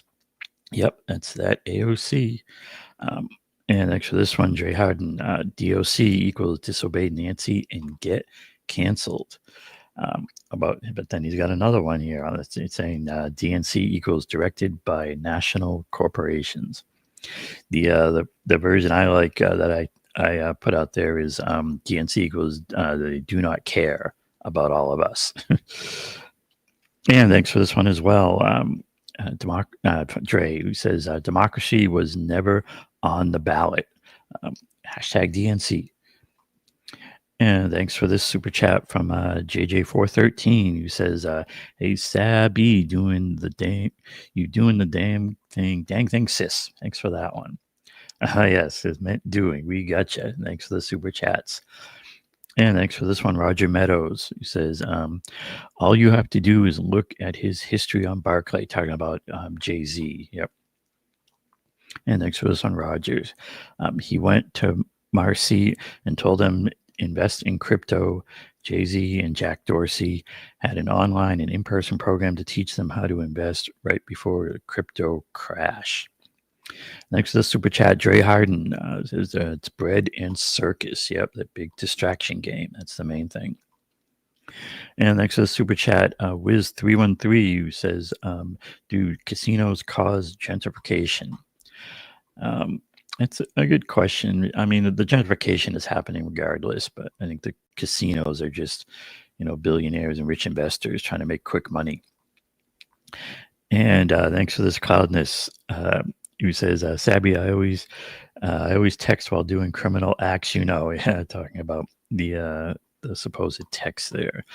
All right, and then let's see. Let me get into this. We also got some on the rock fins. Let's see what we got out here. And we'll make that a little larger.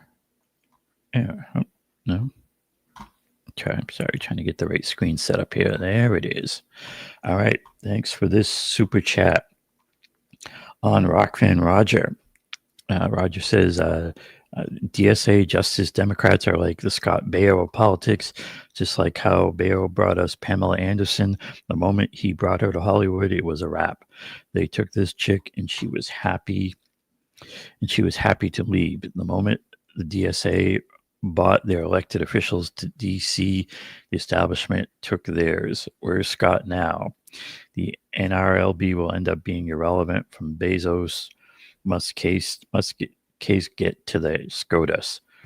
Work on worker co-ops now.